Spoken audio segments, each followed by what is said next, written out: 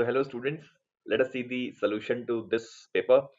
First question is from kinematics, your favorite topic, and I feel you would have done this question, very easy one, based on uniform acceleration. So here what is happening, an engine of a train moving with uniform acceleration passes the signal post with velocity u, and the last compartment passes with velocity v.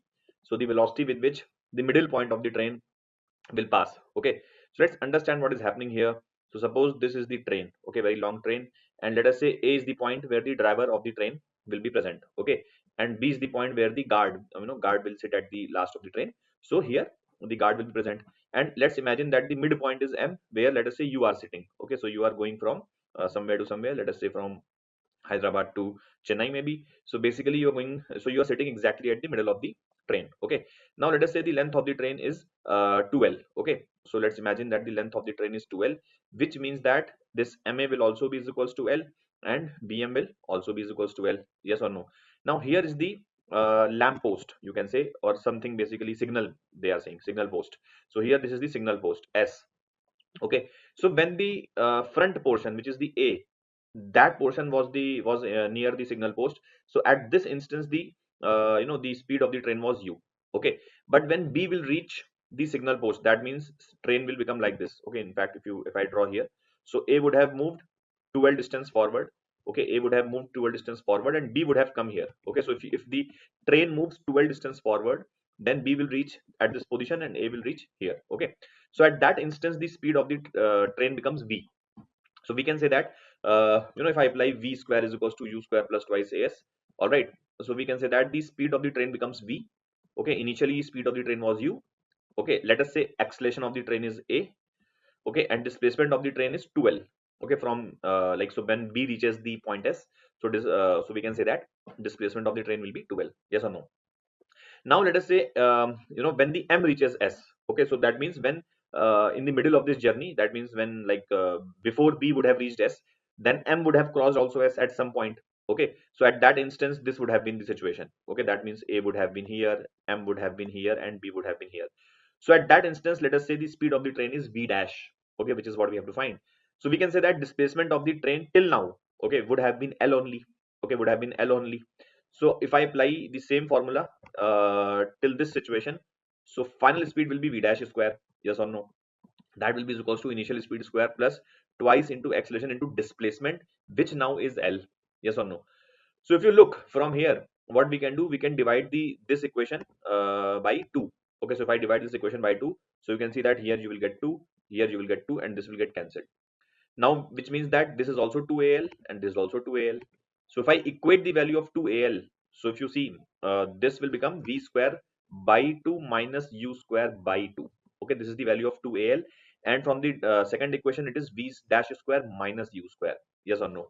That means if you see, if you bring this U square this side, so we can say that V dash square will become how much? V square by 2 plus U square by 2. Okay, so that means V dash square is, so that means value of V dash is how much? V square plus U square upon 2 under root. Okay, so I hope you would have understood. That means option B will be the correct answer for this question. All right, let us see the next one. So here what happens, basically there's a particle which starts falling freely under gravity from a point P, and we have to consider its fall to a point Q, and M is the midpoint of PQ. So again, a question from kinematics, vertical gravity. I think you would have done this also. So basically, suppose the particle starts falling from the point P, okay, and let us say this is the point Q. Okay, so let's consider that this distance is, or this height is h. All right, or let's consider this as 2h. It will be easy for calculations. Now M is the midpoint of PQ. That means you can say this height is nothing but h. All right, now basically what is the question asking us? Kinetic energy at Q will be 4 times that at M. Now of course it is wrong. Why? Because if I apply energy conservation, okay, so we can say that simply the kinetic energy at Q, okay, kinetic energy at Q will be kinetic energy at P plus potential energy at P. Yes or no? Energy conservation. So kinetic energy at Q will be equals to kinetic energy at P plus potential energy at P.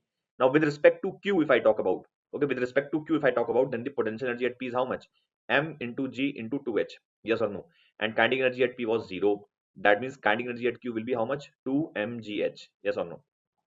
Similarly, if I apply the energy conservation from P to M, So I can say that kinetic energy at M will be is equals to kinetic energy at P plus potential energy at P, and potential energy at P with respect to M is how much? mgh only. Yes or no? That, and kinetic energy at P is again 0. So we can say that kinetic energy at M is nothing but mgh, right? So you can see that kinetic energy at Q is double of kinetic energy at M, but option is saying 4 times, so it is wrong. Option B is talking about the time of motion from P to Q will be less than 1.5 times the time of motion of P to M. So let us figure this out. So let's find the time of motion from P to Q. Okay, so from P to Q if I talk about, so remember height fallen is given as half gt square. Okay, if the particle starts from rest, so height through which it falls is half gt square. So from P to Q, height fallen is 2h. Okay, so that will be half into g into time from P to Q I'm calling as t1. Okay, so from P to Q this time I'm calling as t1. So you can see that t1 is how much? T1 is 4h by g under root, correct? Then if I talk about the time from P to M, that means this time. So this time is the height fallen only h from P to M if you talk about. So height is only h. So this time if I call T2 from P to M, this time if I call T2, so that will be half into G into T2 square. So T2 will be how much? 2H by G. Yes or no? Under root. So the basically if you talk about the ratio T1 by T2, okay, if I talk about the ratio of T1 is to T2, okay, so we can say that this will be like H by G, you can see is going to get cancelled. So we will get root 4 upon root 2. That means this is root 2, which all of you know is 1.414.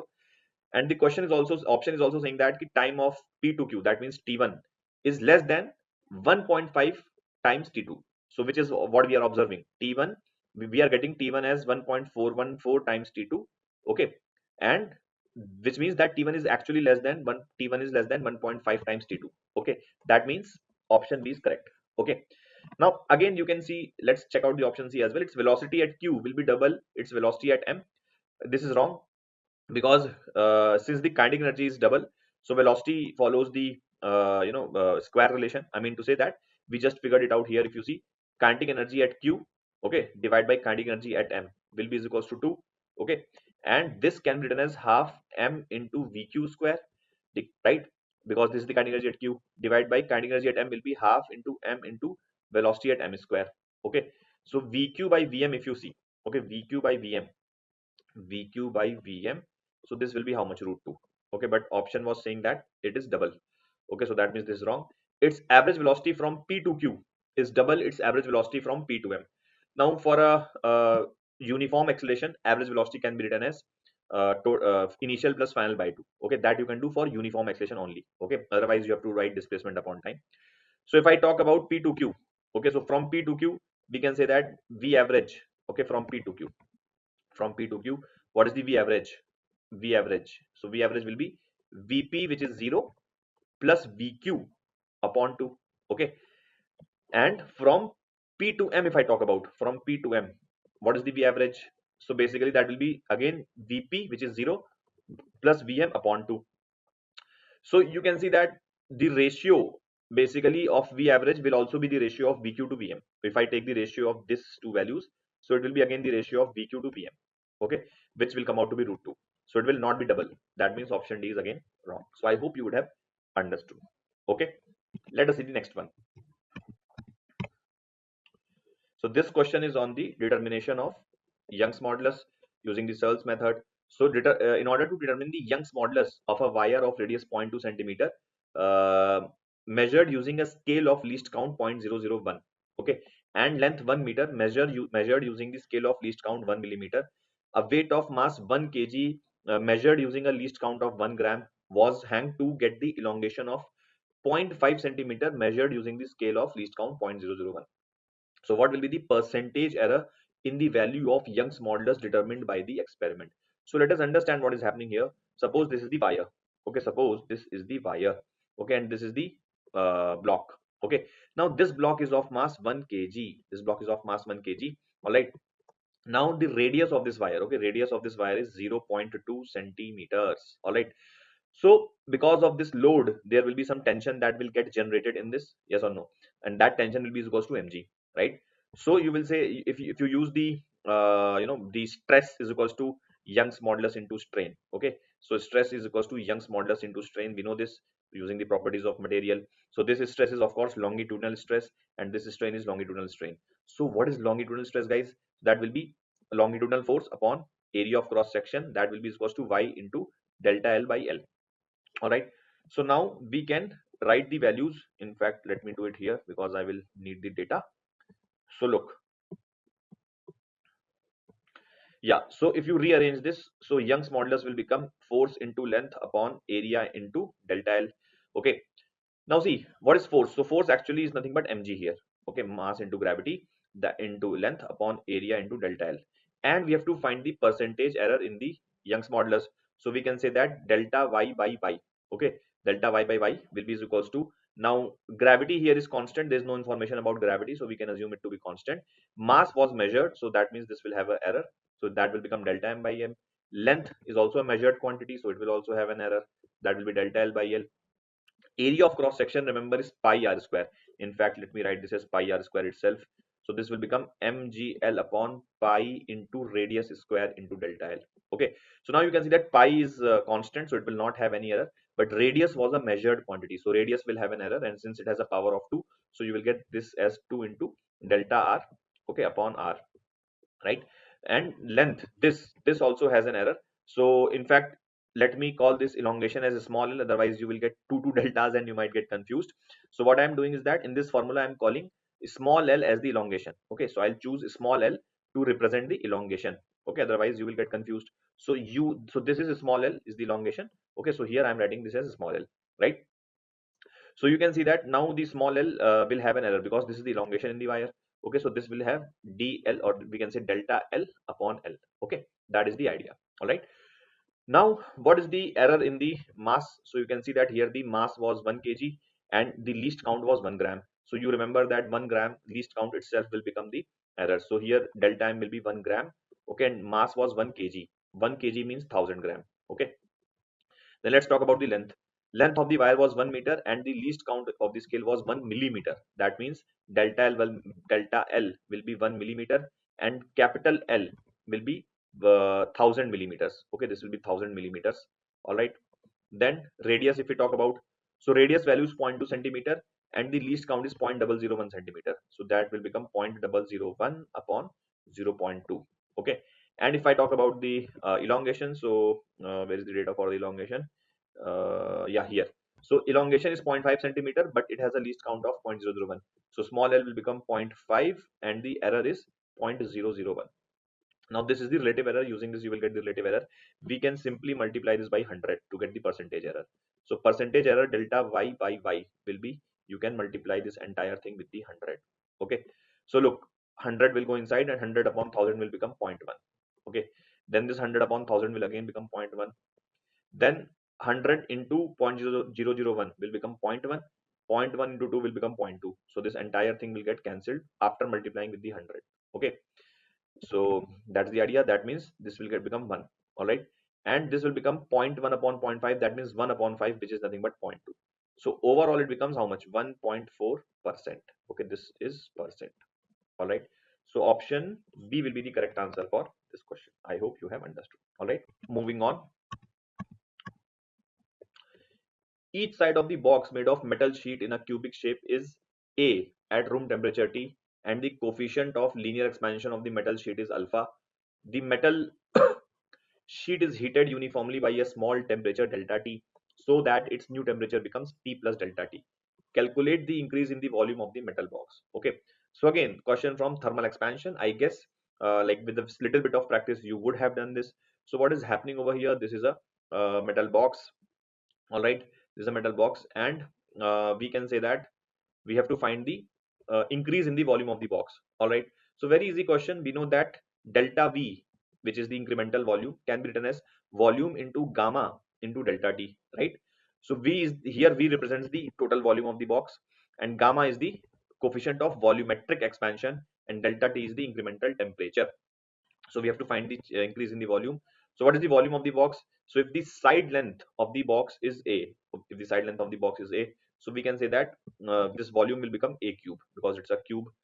Gamma we know is thrice the coefficient of linear expansion. So gamma will become 3 into alpha. All right. and delta T is the change in the temperature, which in this question is nothing but delta T itself.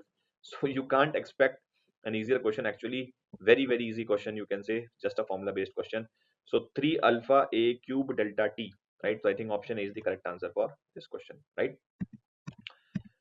Then here what happens? Look, two billiard balls of equal mass 30 gram strike a rigid wall with same speed of 108 kilometer per hour but at different angles. If the ball gets reflected elastically, then the ratio of magnitude of impulses imparted to ball A and ball B by the ball along the x direction. So what is happening here? So let's say in the first situation, the ball strikes the wall normally, so it will come back normally with the same speed, okay, because it's elastic collision. So basically if you talk about the first situation, okay, so basically what we have to do is that we have to compare the ratio of the impulses in the two situations, okay. So look here, when the ball was going, okay, so it has a momentum of mu, right? And when ball comes back after getting the impulse, then again it will have a momentum of mu, but in the leftward direction, okay, leftward direction. So you can choose the rightward direction as positive if you want. So basically, what is the initial momentum of the ball before it strikes the ball? So it was positive mu, right? And what is the final momentum of the ball? So it is negative mu, right? Momentum is a vector quantity, remember? So what is the change in the momentum? Change in the momentum will be final minus initial. That means minus of 2 mu. This is the change in the momentum. And you know that the change in the momentum is the impulse, okay, change in the momentum is the impulse.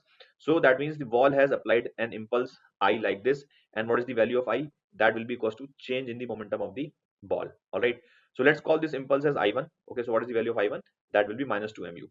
Now you must understand here is that minus sign just tells you the direction of the impulse. Since we have chosen right as a positive direction, so very well you can see that impulse applied by the wall is on the leftward direction, right? So this is the significance of minus sign over here. Okay, so if you just want to find the magnitude of the impulse, because minus sign is indicative of the direction. So if I talk about the magnitude of the impulse, okay, because generally in these questions the question setter generally asks about the magnitude ratio, okay. Direction is, I mean, they are not concerned about the direction, so always you should take the magnitude, okay. So it will become 2 mu. Again, this minus was indicative of the fact that the impulse was in left direction. All right, now let's talk about the second situation. In the second situation, if you see, the ball is coming like this, okay, ball is coming like this with the same speed u, okay, and it reflects like this. Again, elastic collision is happening. That means the speed of the ball will remain the same. It will remain u again, okay. Now here what happens if you see, so if you check what was the x velocity of the ball, so it was u cos 45, yes or no, okay. And what was the y velocity of the ball? So that was also u sine 45, okay, u sine 45, right? This is before the collision. After the collision with the ball rebounds like this. That means its x velocity has become towards left, and magnitude remains u cos 45, okay. Because it's a collision is elastic, so this angle will be 45 only, okay. Collision is elastic, so that means this angle will remain 45. You must have been told that law of reflection will hold, okay. So we can say that the downward velocity will remain u sine 45, okay. So basically here what happens, you can see there is no change in the momentum in the y axis, because you can see y velocity remains same, but x velocity again you can see has reversed, okay. So just like here what was happening, same thing is happening here. So what was the momentum along the x axis initially? So you can say that it is mu cos 45, right? And what is the final momentum? So that is minus mu cos 45, right? Because in the y-axis there is no change in the momentum. So what is the change in the momentum? So that will be again p final minus p initial, which means minus 2 mu cos 45. Yes or no? So now if I say that the impulse applied by the wall is I2, okay, so this I2 will be what? This I2 will be again equals to change in the momentum, right? So this will become minus 2 mu cos 45. That means minus root 2 mu, okay. This value is nothing but minus root 2 mu, okay. So basically again if I talk about the magnitude of I2, okay, mod of I2, so this will become root 2 mu, okay. So if we have to take the ratio, okay, ratio I1 is to I2 will be is equals to 2 mu upon root 2 mu. So this will become root 2 is to 1. So option B will be the correct answer for this question. I hope you would have understood, okay. Let's see the next question.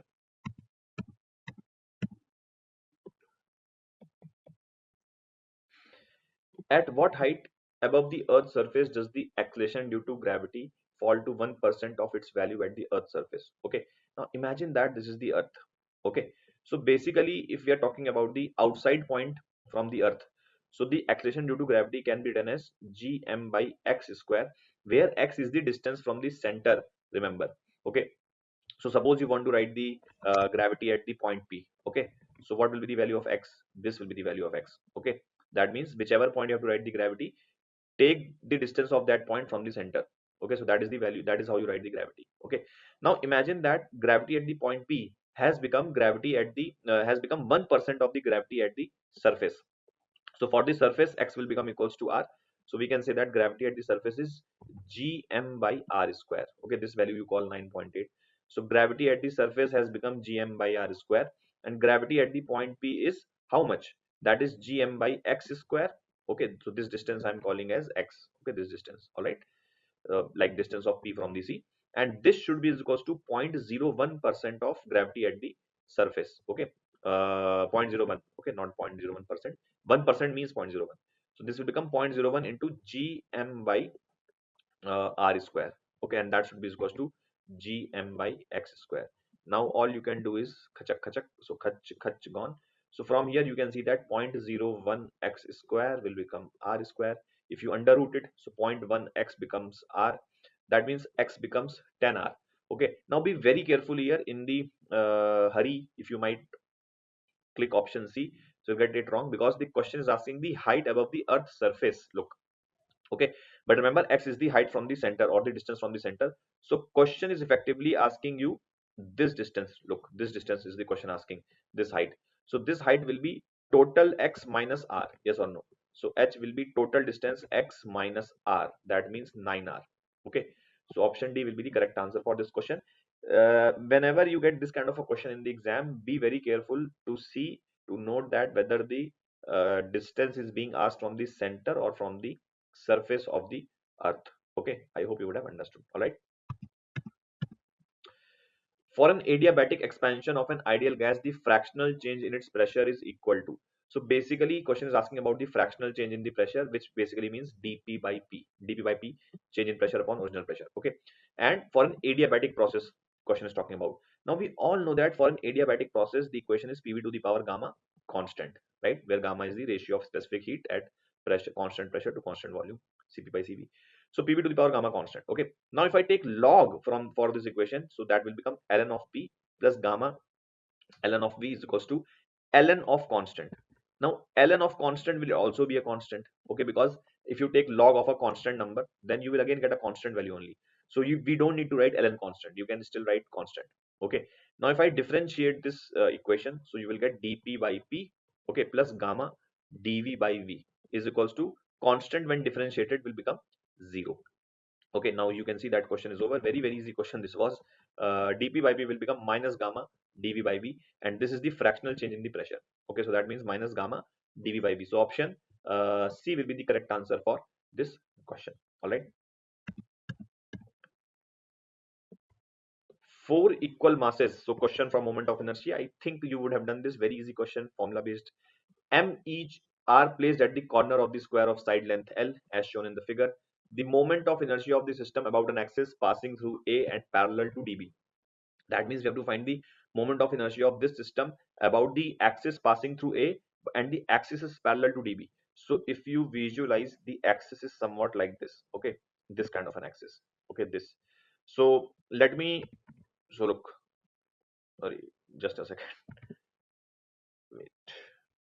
So I'll, in fact, let me draw the figure again here, because so let's say this is the square. All right, A B C D, A B C D. All right, so the axis is parallel to dB. So if this is dB, so the axis is parallel to dB like this. Okay, so we have to write the moment of inertia of the all 4 particles, and then we will add up. All right, now moment of inertia about A. So for this particle it will be 0, because the particle is lying at the axis itself, so it will be 0. Now major mistake which many students do here is that they feel that the B is at a distance of L from the axis. No, B is not at the distance of L from the axis. Distance is always taken perpendicular.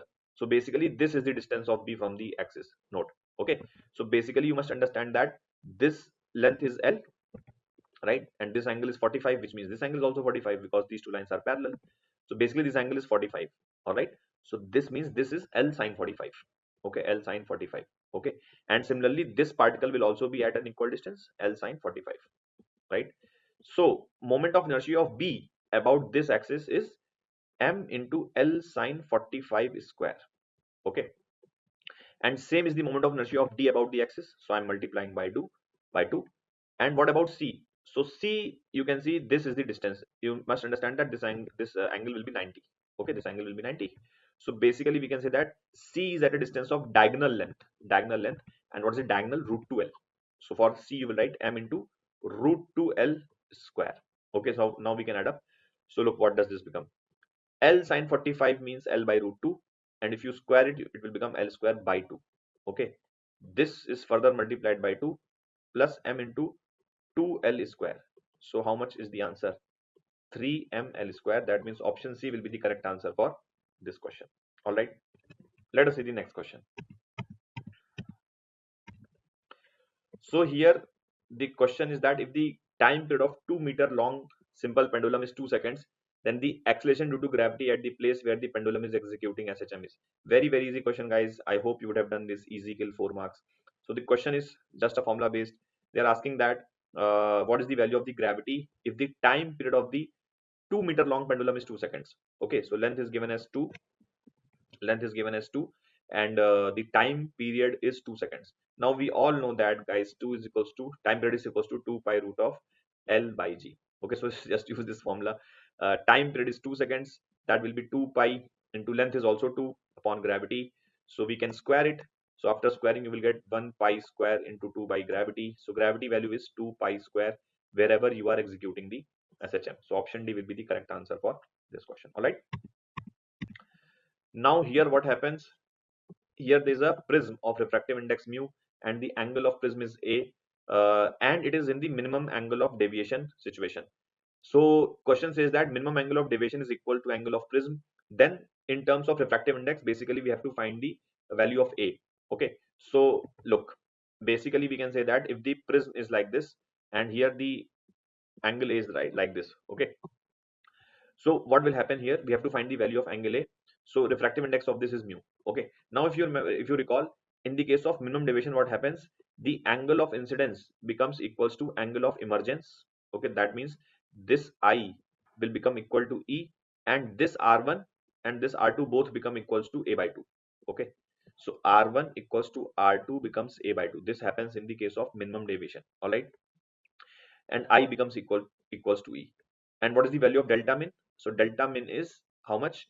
2I minus A, because delta is I plus E minus A. Delta is I plus E minus A. So if you put E equals to I, so that will become 2I minus A. Okay, that is the value of delta min. Okay, delta minimum. Okay, now very simple. In this question, it is saying that delta min has become equal to A.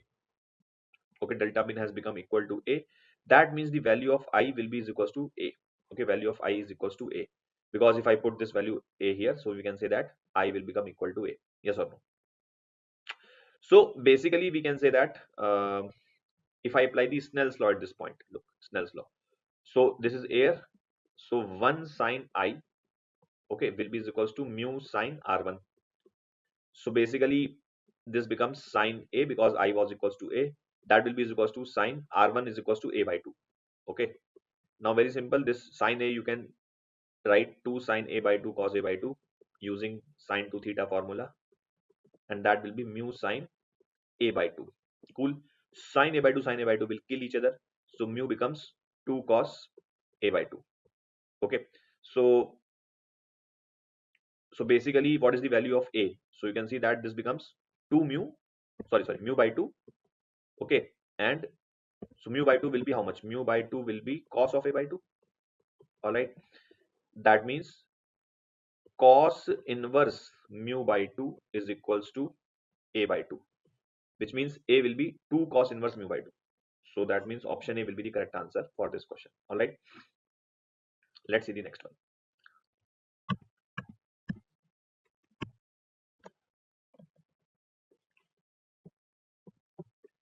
Unpolarized light is incident on a dielectric of refractive index root 3. what is the angle of incidence if the reflected beam is completely polarized. Now, the moment you read this line, you would become very happy if you have studied Brewster's law, because you might recall that if the reflected beam is getting completely polarized, that means the angle of incidence must be equals to Brewster's angle, also called as angle of polarization. Okay, so in case you recall what happens in this situation, basically, the reflected ray and refracted ray are perpendicular to each other. So for example, imagine that this was a dielectric. Okay, this was a dielectric, let us say. Okay, now from here, let us say, this light ray is coming. Okay, so a certain fraction of the light, you can say, go like this will go like this because it is entering the denser medium, and this will be the reflected ray. So you can see this is reflected and this is refracted ray. Okay, so if the reflected ray is completely polarized, then what happens?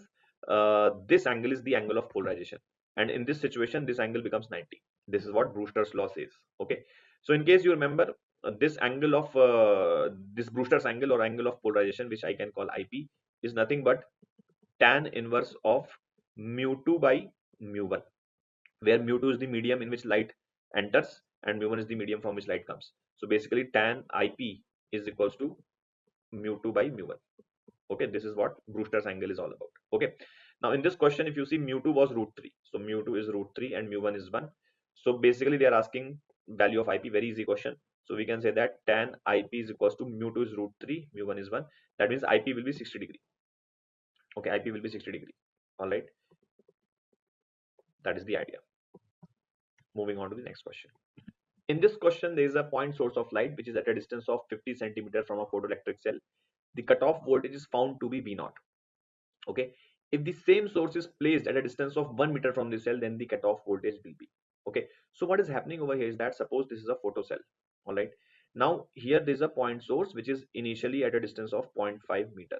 All right, so basically the light will be going from this source in every possible direction. It will be falling on the photocell. So you can see that photons are hitting this photocell. Okay, so we know that intensity of the light that will reach the photocell from this point source will be, power of the cell. Let us say power of the cell is P naught.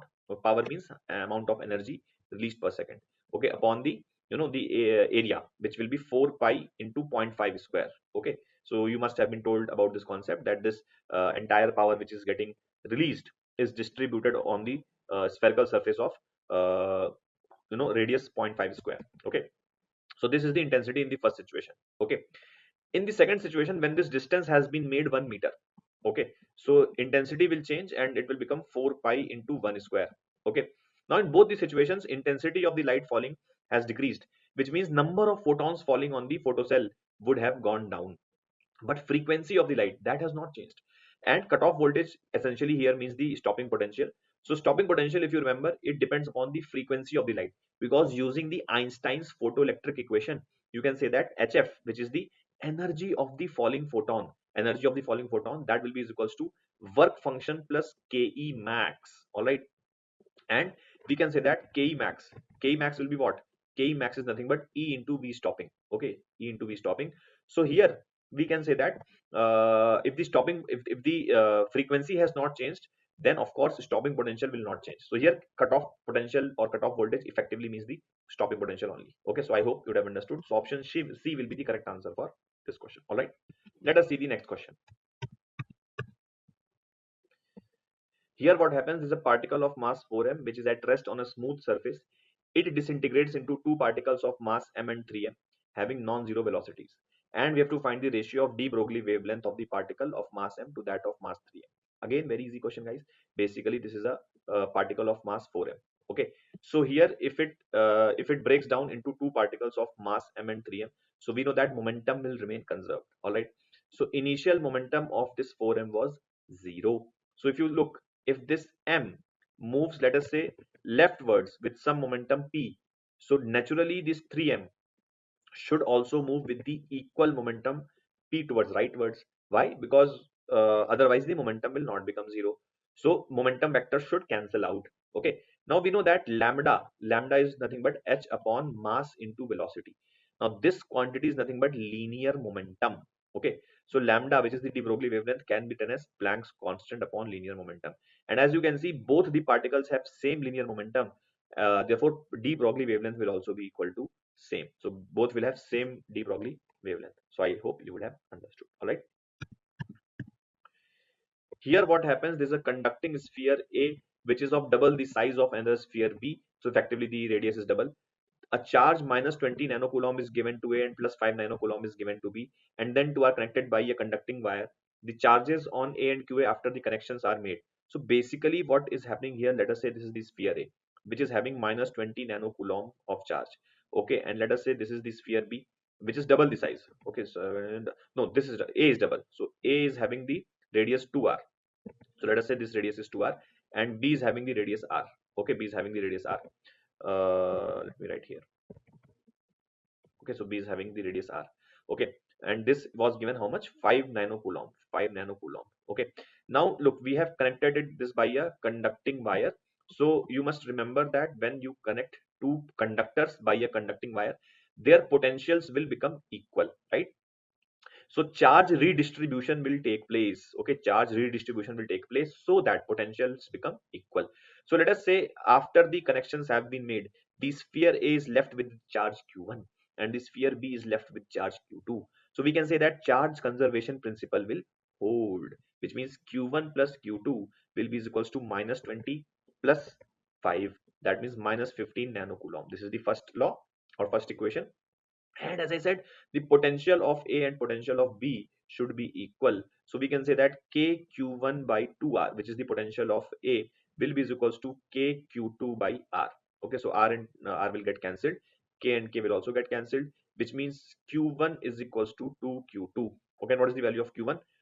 In fact, that is what we have to find, I guess. So Q1 you can put here. So basically this will become 3Q2, because if I put this here, so Q2 plus 2Q2 plus Q2 will become 3Q2 will be minus 15 nanocoulomb. So that means Q2 becomes minus 5 nanocoulomb and hence Q1 will be 10 nanocoulomb. So that means charge on A is minus 10 and charge on B is minus 5 nanocoulomb. So option C will be the correct answer for this question. All right. In this question, there is a potentiometer wire which has a resistance of 10 ohm. So basically this resistor is nothing but 10 ohm. When the sliding contact is in the middle of the wire, the potential drop across 2 ohm. Now this is an interesting question, although they have used the word potentiometer, but remember they are not talking about the balancing length, and here you can also see that there is no galvanometer. So this is not the, typically this is not a question of potentiometer, because here there is no balancing or anything that is happening. Effectively this is a question of normal electric circuit. Okay, so idea here is that this total resistance was 10 ohm and this point is exactly in the middle. So basically this will behave as a 5 ohm and this will behave as a 5 ohm. Okay, because total resistance was 10 ohm and this point is in the middle. So question is that this will be 5 ohm and this will be 5 ohm. All right, so now if I call this point as M, let me show you the circuit. So this is a 20-volt battery. Okay, and here if you see, so am is a resistor of how much? 5 ohm, right? And MB is also a resistor of 5 ohm. Okay, that is there, and this thing is 2 ohm. So basically this is a 2 ohm resistor. Okay, that is what is happening over here.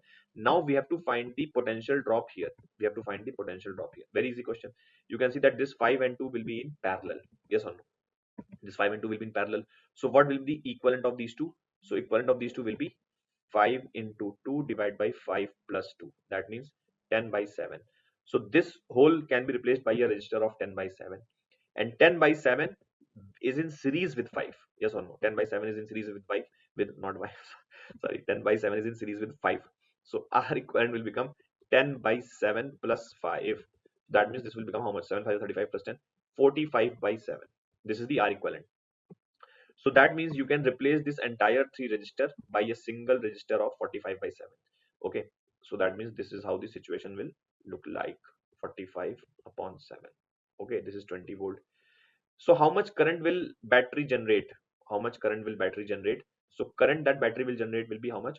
20 upon 45 by 7. Okay, that means 20 into 7 upon 45. This is the current generated by the battery, and this current, as you can see, battery is giving.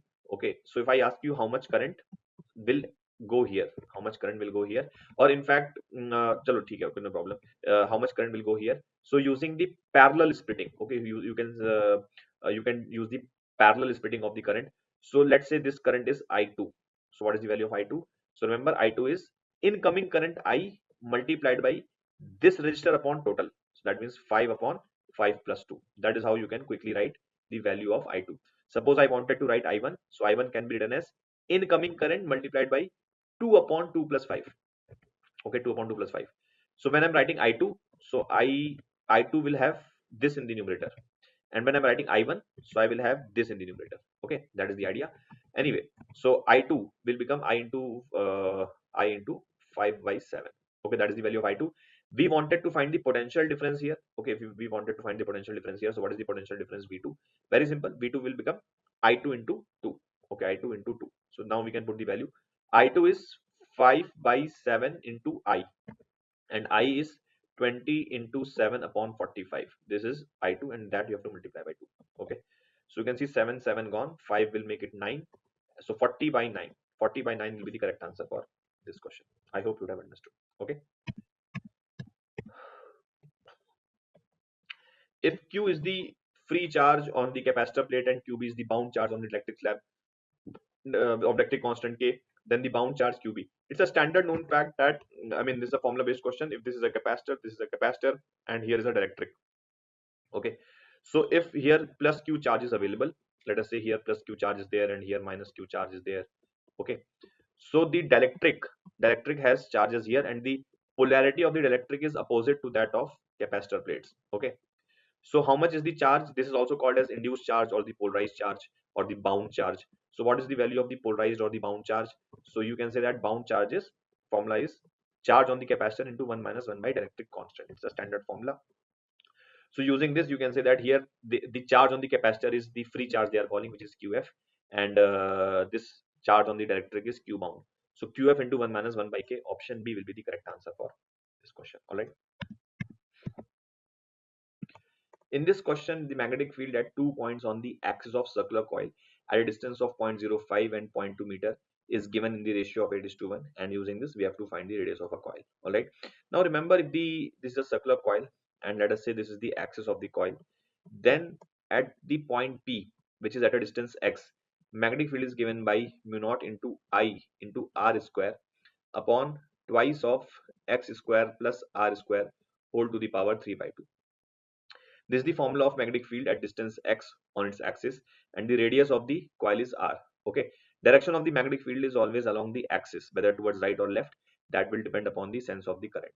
Okay, now in this question, there are 2 points, P1 and P2. Okay, P1 is at a distance of 0.05. Okay, so for the P1, x is 0.05. Okay, and for the P2, x is 0.2. Okay, and it has been given that B1 by B2 is 8. So how will you find B1? So B1 will be mu naught into I into radius square upon twice into x will become 0.05. Okay, and you have to square it. You have to square it plus radius square whole to the power 3 by 2. Okay, and B2 will be again mu naught into I into r square upon twice of x will become 0.2. You have to square it plus radius square whole to the power 3 by 2.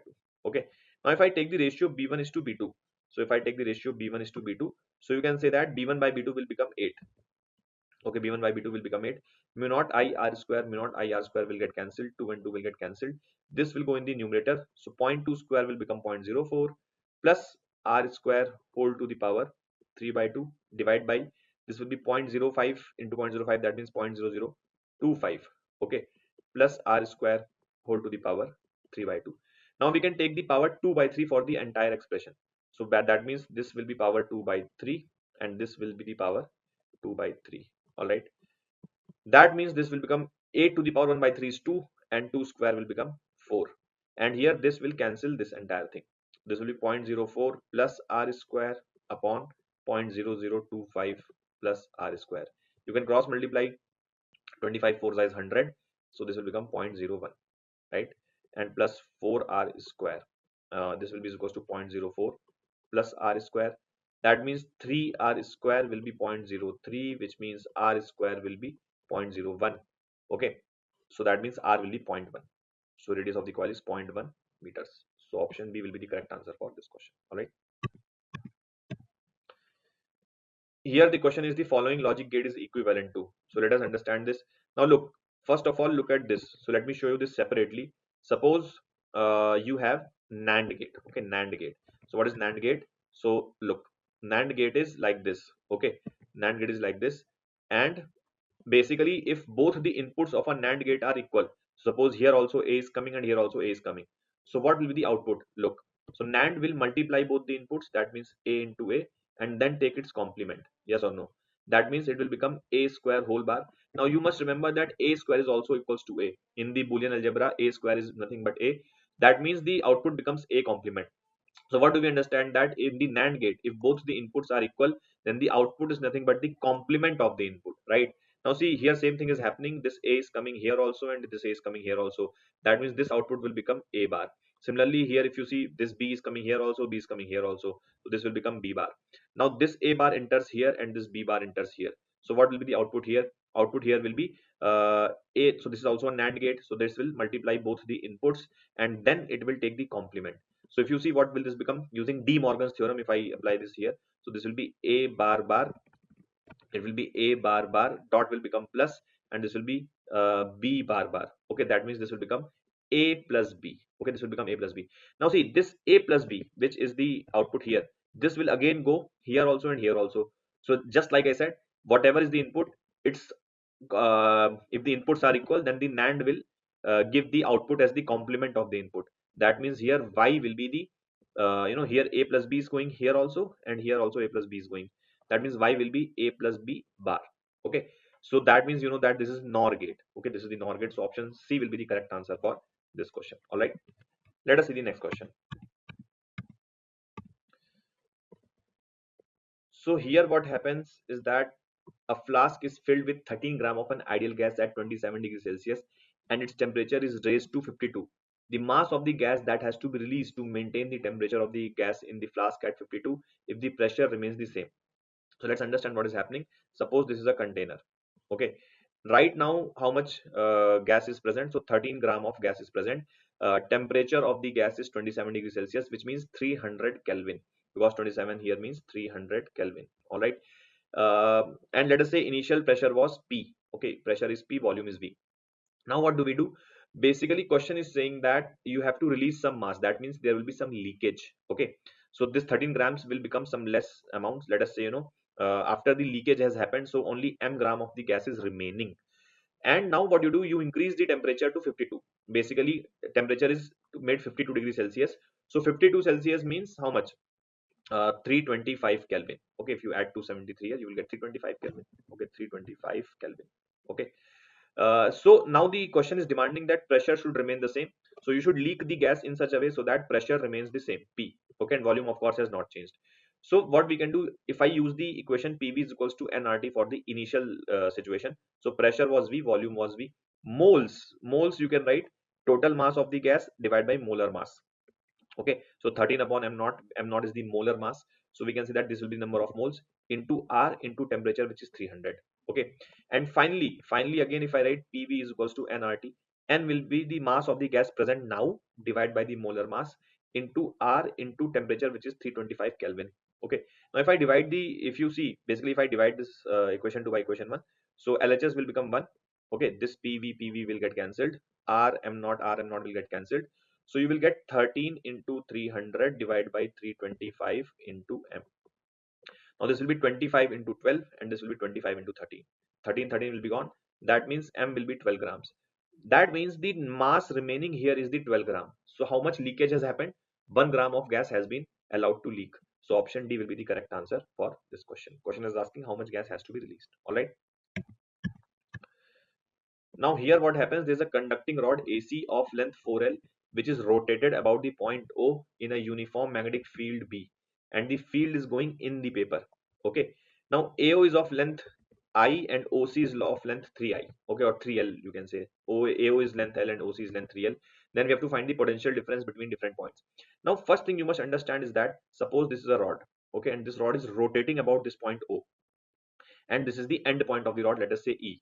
Okay, so remember what I'm saying here, O is the point about which rod is rotating, that means O is the fixed point. And let's say let's say the rod is rotating in this sense or whatever sense you want to imagine. Let's say this sense, okay, which is given in the question. Now always remember that the EMF induced across this length OE, okay, that means BOE will be is equals to B omega L square by 2. This result is valid provided one of the end is fixed and other end is rotating. So here O is the fixed end and E is the end rotating. Okay, and L is the length of the rod, this rod. Okay. Also the polarity, how will you check the polarity, whether this type of polarity will be there or this type of polarity will be there? So that will be given by direction of V cross B. Okay. So look, here the rod is going in this sense, velocity of the rod you can say is upwards, and let us say magnetic field is going in the screen, magnetic field is cross field. Okay.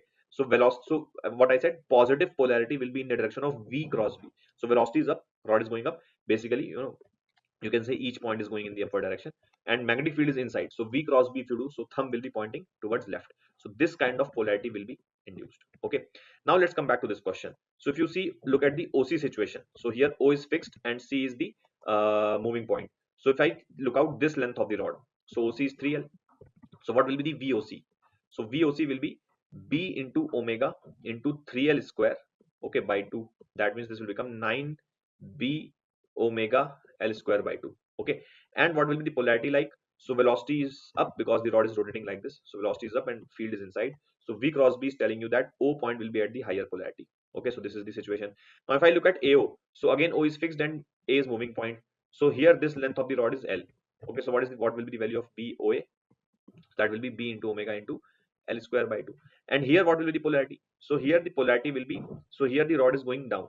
Okay. So V cross B if you see, so again if you put your hands down and rotate it towards the screen, so this type of polarity you can see is getting induced, and this value is B omega L square by 2.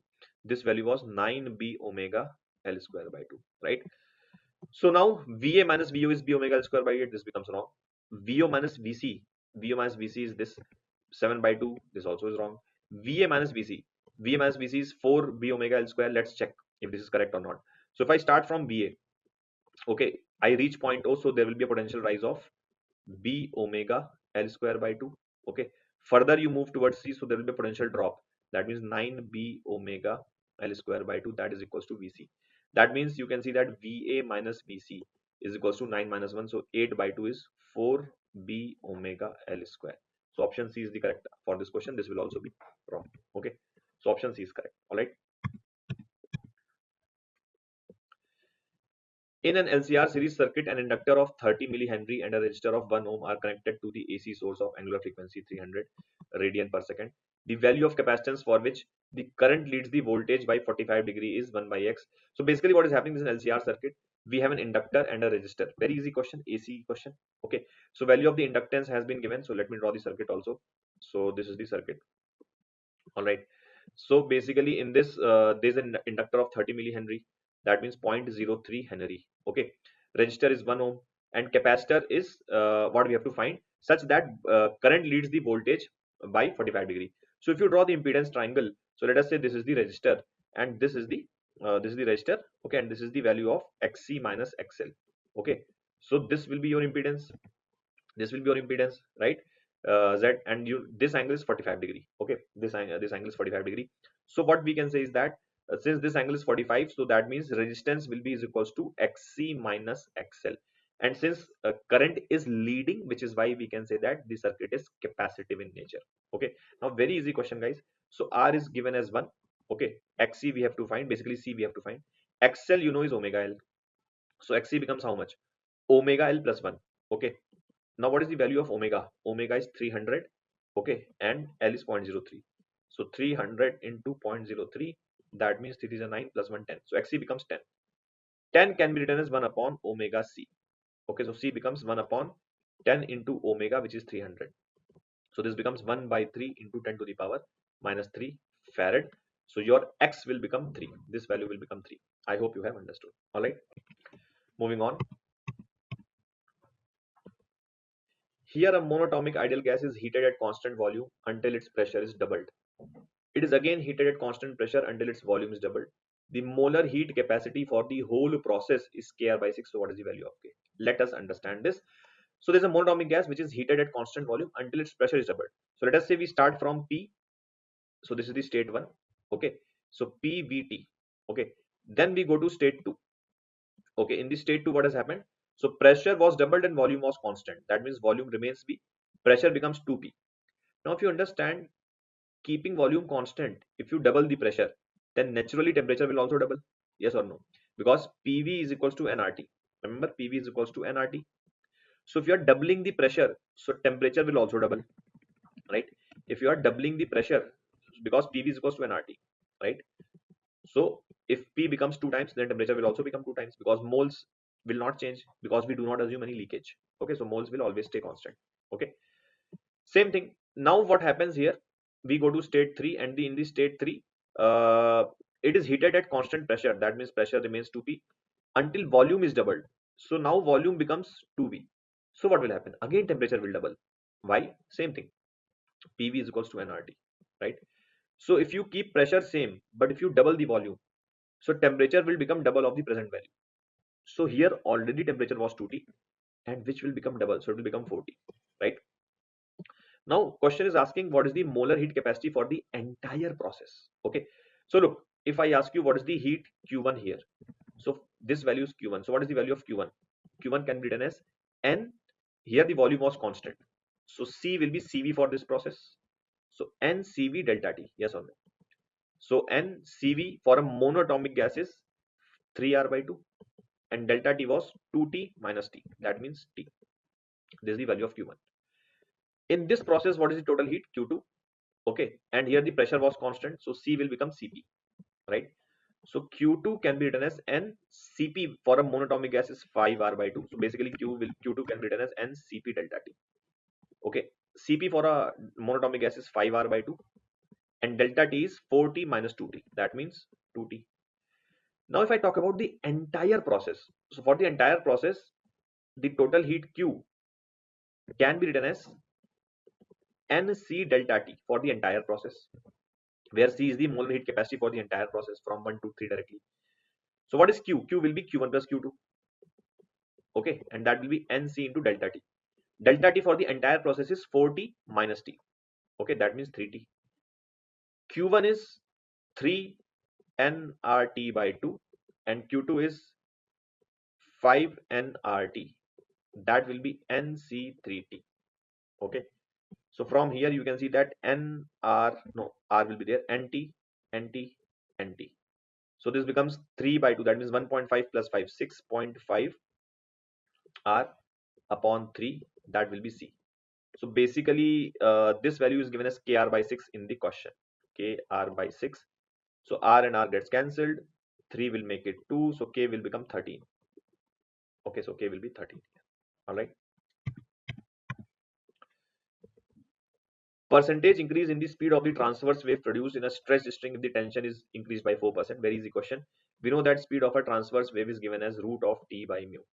Okay, so basically we can say that if I take log here, so ln v, so basically before taking log you can see that this is tension to the power half upon mu to the power half. So if I take log here, so ln v will be half ln t minus half ln of mu. Okay, now here we are only changing tension, that means mu is being kept constant. So if I differentiate this, so this will become dv by v will be equals to half dt by t. Okay, so for percentage you can write percentage here, write percentage here. Basically both sides we have multiplied by 100. So this is what we have to find. Okay, and what is the percentage change in the tension? It is 4%. So percentage change in the tension is 4%, so this will become 2%. All right. The binding energy of a nucleus. Let us see this question here. So in this, the binding energy of a nucleus with mass number 200 is 7.5 MeV per nucleon, whereas the binding energy of a nucleus with mass number 100 is about 8.3 MeV per nucleon. Therefore, the total kinetic energy liberated when the said nucleus undergoes fission and with identical daughter nuclei is how many MeV? What numeric value should be? Fill in the blank space. So basically what is happening is that first let us say there is a nucleus X. Okay, its mass number is 200, so effectively it means it has 200 number of nucleons. Okay, it has 200 number of nucleons. Okay, now what is the binding energy of X? So for that you can multiply binding energy per nucleon, which is 7.5, into the number of nucleons. So this will become 1500 MeV, right? Now this X undergoes fission. okay, and it breaks into two identical daughter nuclei Y. All right. So each Y has 100 number of nucleons. All right. So what is the binding energy of Y?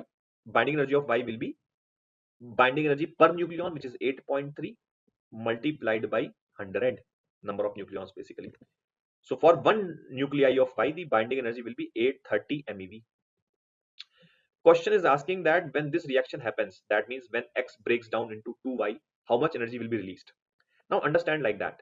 Both side you have 200 nucleons, effectively in the form of nucleus I am talking about. Now let's first understand that what is the meaning of binding energy. Meaning of binding and energy is that ki suppose you create that nucleus from its nucleons, then how much energy will be released in making that nucleus from its nucleons? That means, suppose, so what is the meaning of this value? Meaning of this value is that ki if I want to create X from 200 nucleons, so creating means you'll have to assemble 200 nucleons in a special manner so that X gets created.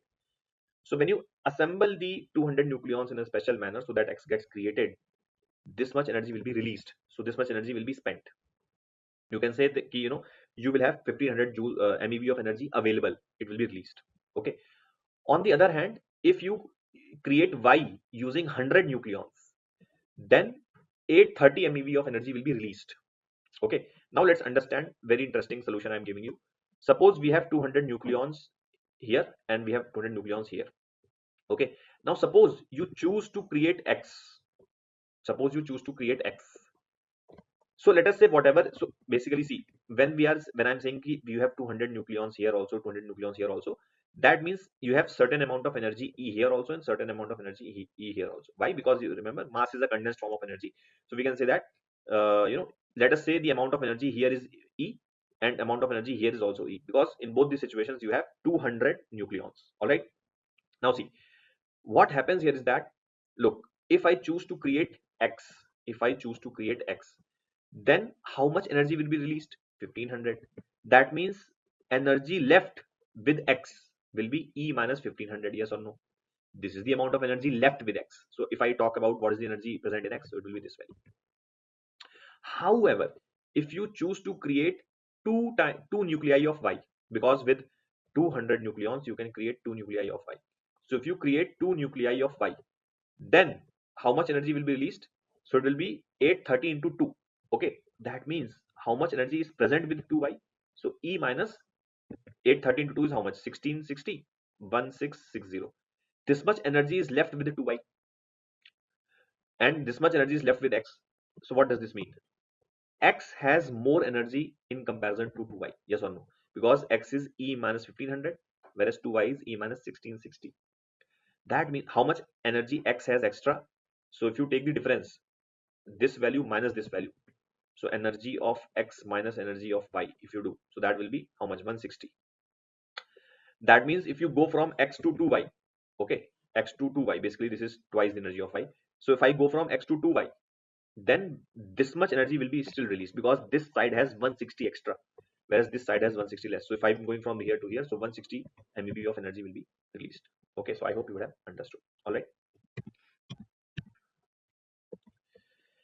Here there's a U-tube which contains water and methylated spirit separated by the mercury. The mercury column in two arms are in level with 10 centimeter of water in one arm and 12.5 centimeter of spirit in the other.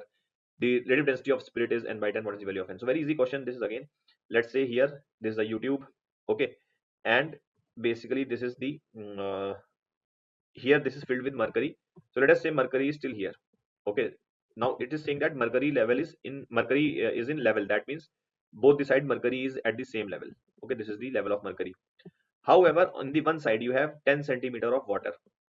That means this is the situation. 10 centimeter of water. Okay, this is water, H2O. Okay, and here you have 12.5 centimeter of spirit. So this is 12.5 centimeter of spirit. Okay, 12.5 centimeter, and this is spirit. All right, and using this data we have to find the relative density of spirit. Now very easy question. You can see that at this level pressure will be equal because it is the same horizontal level in the same liquid. Same horizontal level in the same liquid has same pressure if the liquid is static. So basically if I say this is the point 1 and basically if I say this is the point 2, so P1 will be is equals to P2. Now P1 can be written as how much? P1 can be written as P naught plus H, which is 10 centimeter into density of water. Okay, density of water into gravity. This is the value of P1. And P2 will be P naught plus H, which is 12.5 centimeter. Okay, into density of spirit into gravity. All right. Now look, P naught gets cancelled. 10 centimeter you can write as 4, and I mean 2.5 centimeter will get cancelled. 2.5 into 4 and 2.5 into 5. Gravity also gets cancelled. That means if I do the calculation here, 4 into rho w, 4 into rho w will be equals to 5 into rho s. Now relative density is defined as density of the body divided by density of water. So that will become 4 upon 5. Okay. And this value is given as n by 10 in the question. So we can say that n will become how much? 8. So 8 will be the answer for this question. I hope you would have understood. All right. 25 ml of the given HCl solution required 30 ml of 0.1 molar sodium carbonate solution. What is the volume of HCl required to titrate 30 ml of 0.2 molar aqueous solution of NaOH? All right. So in this question, from the first data, we need to calculate concentration or molarity of HCl.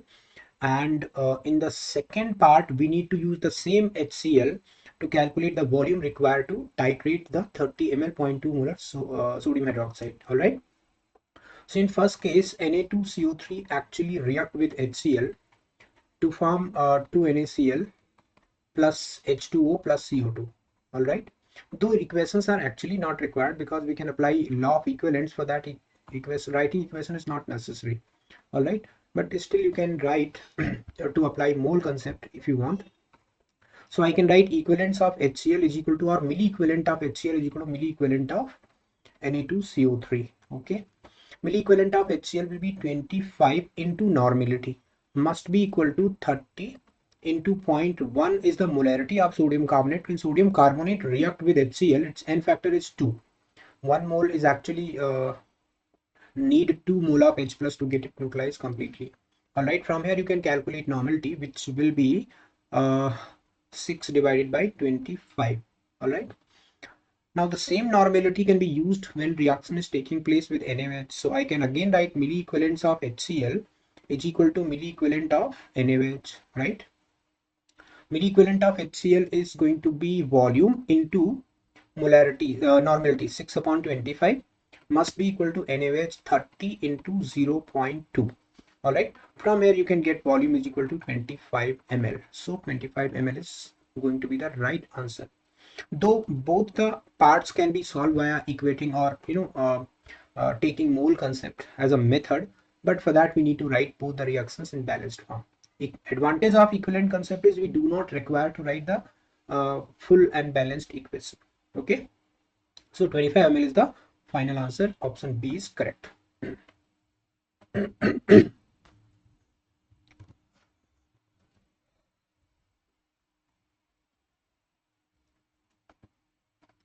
This is a question of atomic structure, rather Bohr's model, where binding energy of hydrogen atom is given in an excited state.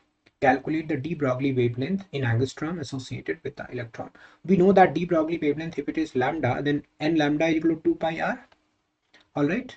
So we need to calculate lambda, that lambda is equal to 2 pi r divided by n. 2 pi r can be written as 0.53 into n square upon z angstrom into n gets cancelled out. So this is going to be 2 pi into 0.53 upon z is 1, I guess. Yes, hydrogen atom. No, hydrogen like atom. So we cannot write z is equal to 1. Simply I'm writing it is n upon z. Okay. One more data is given in this question, that binding energy is always equal to 13.6 into n square z square upon n square. All right.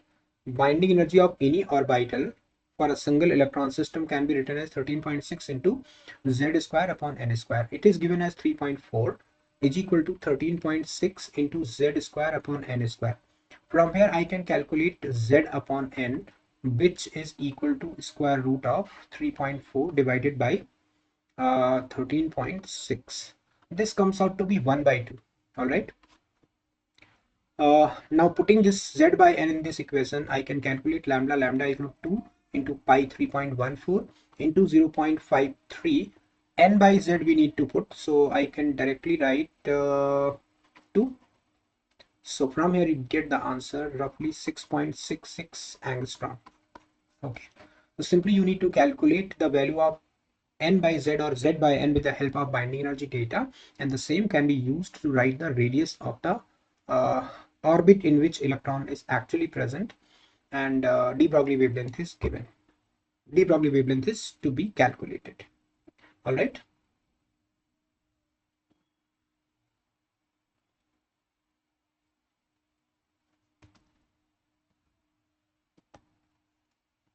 This is a sequence of reaction in which chloroform is reacting with silver powder in presence of oxygen to form a compound A, and A is actually reacting with HgSO4, H2SO4 water to form B, and B with HCHO, NaOH in excess to form C and D. D is a sodium salt of acid. How many primary alcoholic groups are present in compound C? Okay.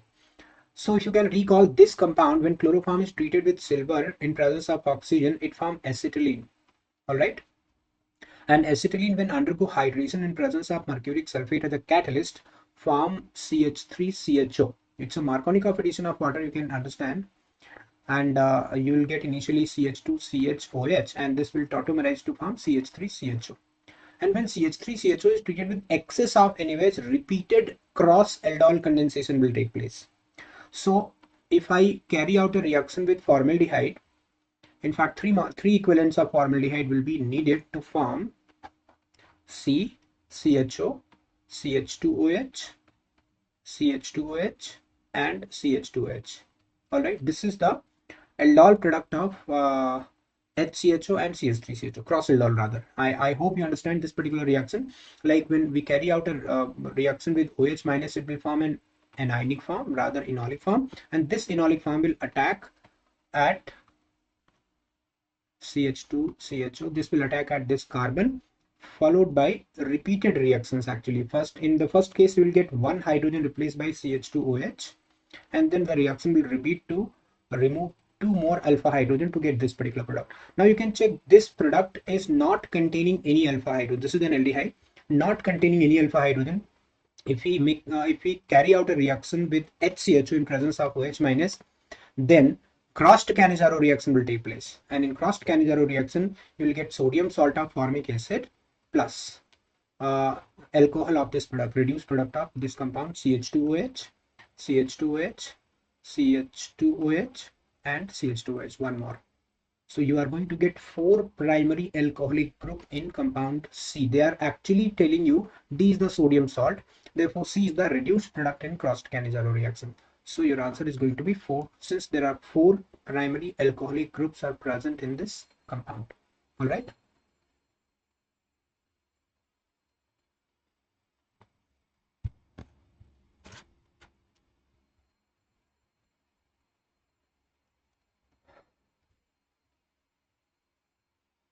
Calculate the minimum mass of calcium carbonate required to complete decomposition to establish this equilibrium. Alright, chemical equilibrium का एक बहुत ही अच्छा question है. आपको बताना है कि minimum कितना मास कैल्शियम कार्बोनेट का ले लें ताकि कंप्लीट डिकम्पोजिशन हो जाए. Alright, Kc is given. Can you write Kc is equal to concentration of carbon dioxide at equilibrium, that is equal to 0.05, and since volume of container is 6.5 liter, therefore mole of carbon dioxide is equal to concentration into volume, which is 6.5 liter. All right, and to get this many mole of carbon dioxide, we need minimum of that much calcium carbonate, because 1 mole of calcium carbonate will form 1 mole of CO2. More than this mole actually will not react, but at least this much mole of calcium carbonate is needed to establish this equilibrium reaction. So minimum moles of CaCO3 required is equal to mole of CO2, and that is equal to 0.05 into 6.5. All right, so minimum mass of calcium carbonate required is equal to what? 0.05 into 6.5 into 100. All right, so this will give you the correct answer, which is 32.5 gram. Okay, so your option A is going to be a correct answer. So it's a beautiful question based on heterogeneous equilibrium, because if you take more than this much of calcium carbonate, that calcium carbonate will not react. It will remain as a solid undecomposed at equilibrium. Okay.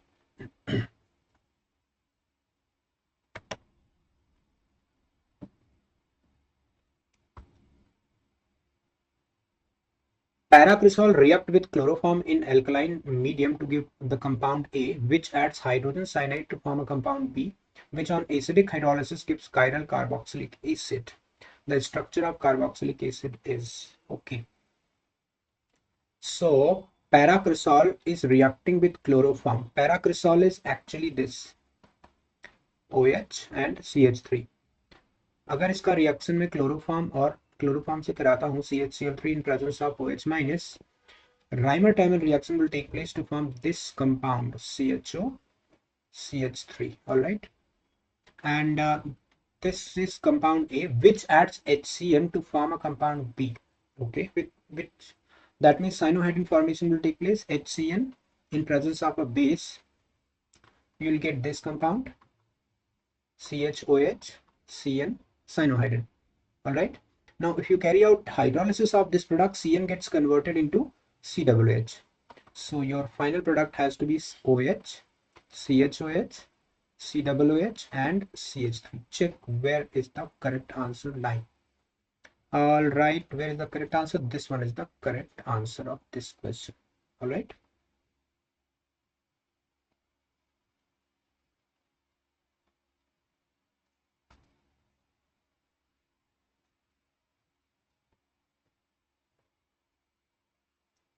This is another beautiful question of isomerism actually. The structure is shown in the question and they are asking which type of isomerism represented by the following species. That means in this compound and this compound, what type of isomerism actually exists. Okay, so look at this group. This is actually ester group. From oxygen we have got this particular group, and from carbon we have got this group. Looking carefully at the structure of the second compound, you can check structure is different actually. In the first compound, oxygen contain or parachloro group is present at carbon, and in this compound parachloro group is present at oxygen. That means the two compound have different structures. So there is nothing like geometrical isomerism. We'll not talk about geometrical isomerism because for geometrical isomerism structure has to be same. And अगर functional group की दोनों तरफ अलग अलग type का substituent हो तो such an isomerism is known as metamerism. So they are metamer of each other. You may get confused that the two hydrogen atoms are in opposite side and in same side, so you can answer geometrical isomerism, but यहाँ गलती हो जाएगी. Geometrical isomerism नहीं है because geometrical isomerism होने के लिए पहले structure same होना पड़ता है. Okay.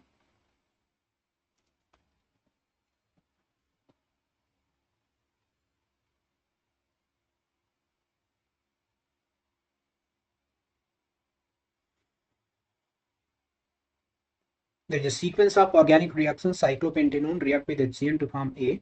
A will react with lithium aluminium hydride form B. B NaNO2HCl form C. End product C in the above reaction is okay. So the first compound cyclopentanone will react with HCN. There is a cyanohydrin formation. So I will be getting CN and OH. When you carry out reduction by lithium aluminium hydride, CN gets converted into CH2NH2. CH2NH2. And this will be OH. Now with NaNO2 and HCl, right, rather HNO2, you can take directly HNO2. This will actually gets converted into diazonium ion, CH2N2 plus OH, followed by removal of that nitrogen to get a carbonium ion, this one, CH2 plus OH.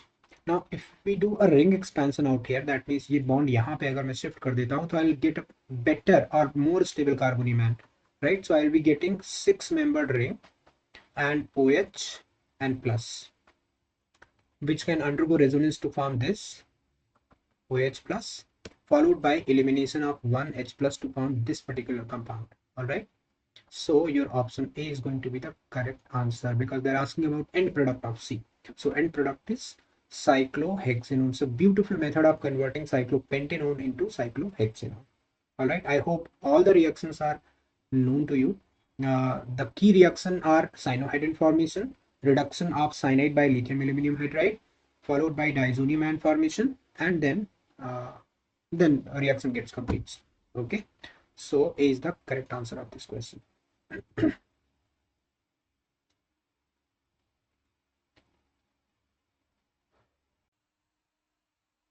In this question, we need to identify the correct statement out of the given four. So let's read all the statements one by one carefully. The first one is the sucrose glycosidic linkage between C1 of alpha D fructose. This is wrong. It's actually alpha D glucose and C2 of beta D fructose. ये fructose होना चाहिए और पहला वाला glucose होना चाहिए, तो ये wrong statement है. All right. In maltose, glycosidic linkage between C1 of alpha D glucose and C4 होता है actually. तो इसलिए ये स्टेटमेंट भी रॉन्ग हो गया. माल्टोज में जो अल्फा डी ग्लूकोज के दो यूनिट्स होते हैं वो C1 और C4 कार्बन से कनेक्टेड होते हैं. In lactose, glycosidic linkage between C1 of beta D glucose and C1 of beta D galactose. Actually ये अल्फा नहीं होता है, बीटा होता है. तो बीटा डी ग्लूकोज और बीटा डी गैलेक्टोज का एक्चुअली कॉम्बो लिंकेज से बनता है लैक्टोज. ग्लाइकोसाइडिक लिंकेज जो होता है वो C1 of beta D glucose and C4 of beta D galactose से मिलकर बना होता है, इसलिए सी स्टेटमेंट भी रॉन्ग. तो अब आंसर निकालने की जरूरत तो है नहीं, आंसर तो पता चल गया. Amylopectin is a branched chain polymer of alpha D glucose unit in which chain is formed by C1 and C4 glycosidic linkage whereas branching occur at C1 and C6 glycosidic linkage. ये perfectly correct statement है, यही आपका answer होगा. वैसे भी A B C गलत है तो डी ऑप्शन आपको पता चल ही जाएगा. Alright.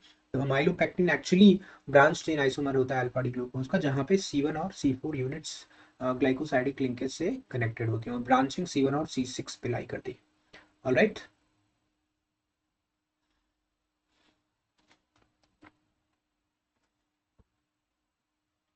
This is a beautiful question of qualitative analysis. List 1 and list 2 is there. List 1 contain pair of cations and list 2 is the reagent by which we can differentiate, we can distinguish between the pair of cations.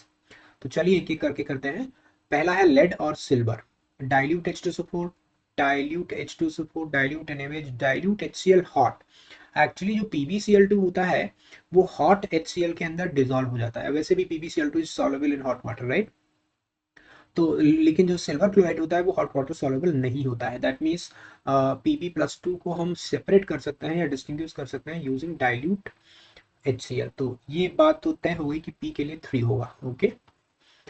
Al3+ and Fe3+, इसके लिए actually होना चाहिए NaOH. जब आप NaOH का reaction करवाओगे ना तो NaOH एक्सेस मिलोगे तो एल्यूमिनियम का हाइड्रोक्साइड कॉम्प्लेक्स बना के डिसॉल्व हो जाता है, हाइड्रोक्साइड कॉम्प्लेक्स बना के डिसॉल्व हो जाता है, जबकि आयरन का हाइड्रोक्साइड इवन एक्सेस NaOH में भी प्रेसिपिटेट के फॉर्म में रहेगा.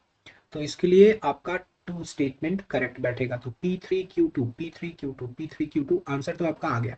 ऑलराइट. कॉपर एंड निकल के लिए हम यूज करेंगे H2S in presence of acid. Why? देखो कॉपर का जो केएसपी होता है इज वेरी लो. CuS का जो केएसपी होता है वो बहुत कम होता है, वेरी लो वैल्यू. तो we need a very low concentration of sulphide ion to start precipitation of CuS. तो अगर हम H+ की प्रेजेंस में H2S पास करेंगे तो कॉमन आयन इफेक्ट से सल्फाइड आयन की क्वांटिटी कम मिलेगी और only CuS can be precipitated.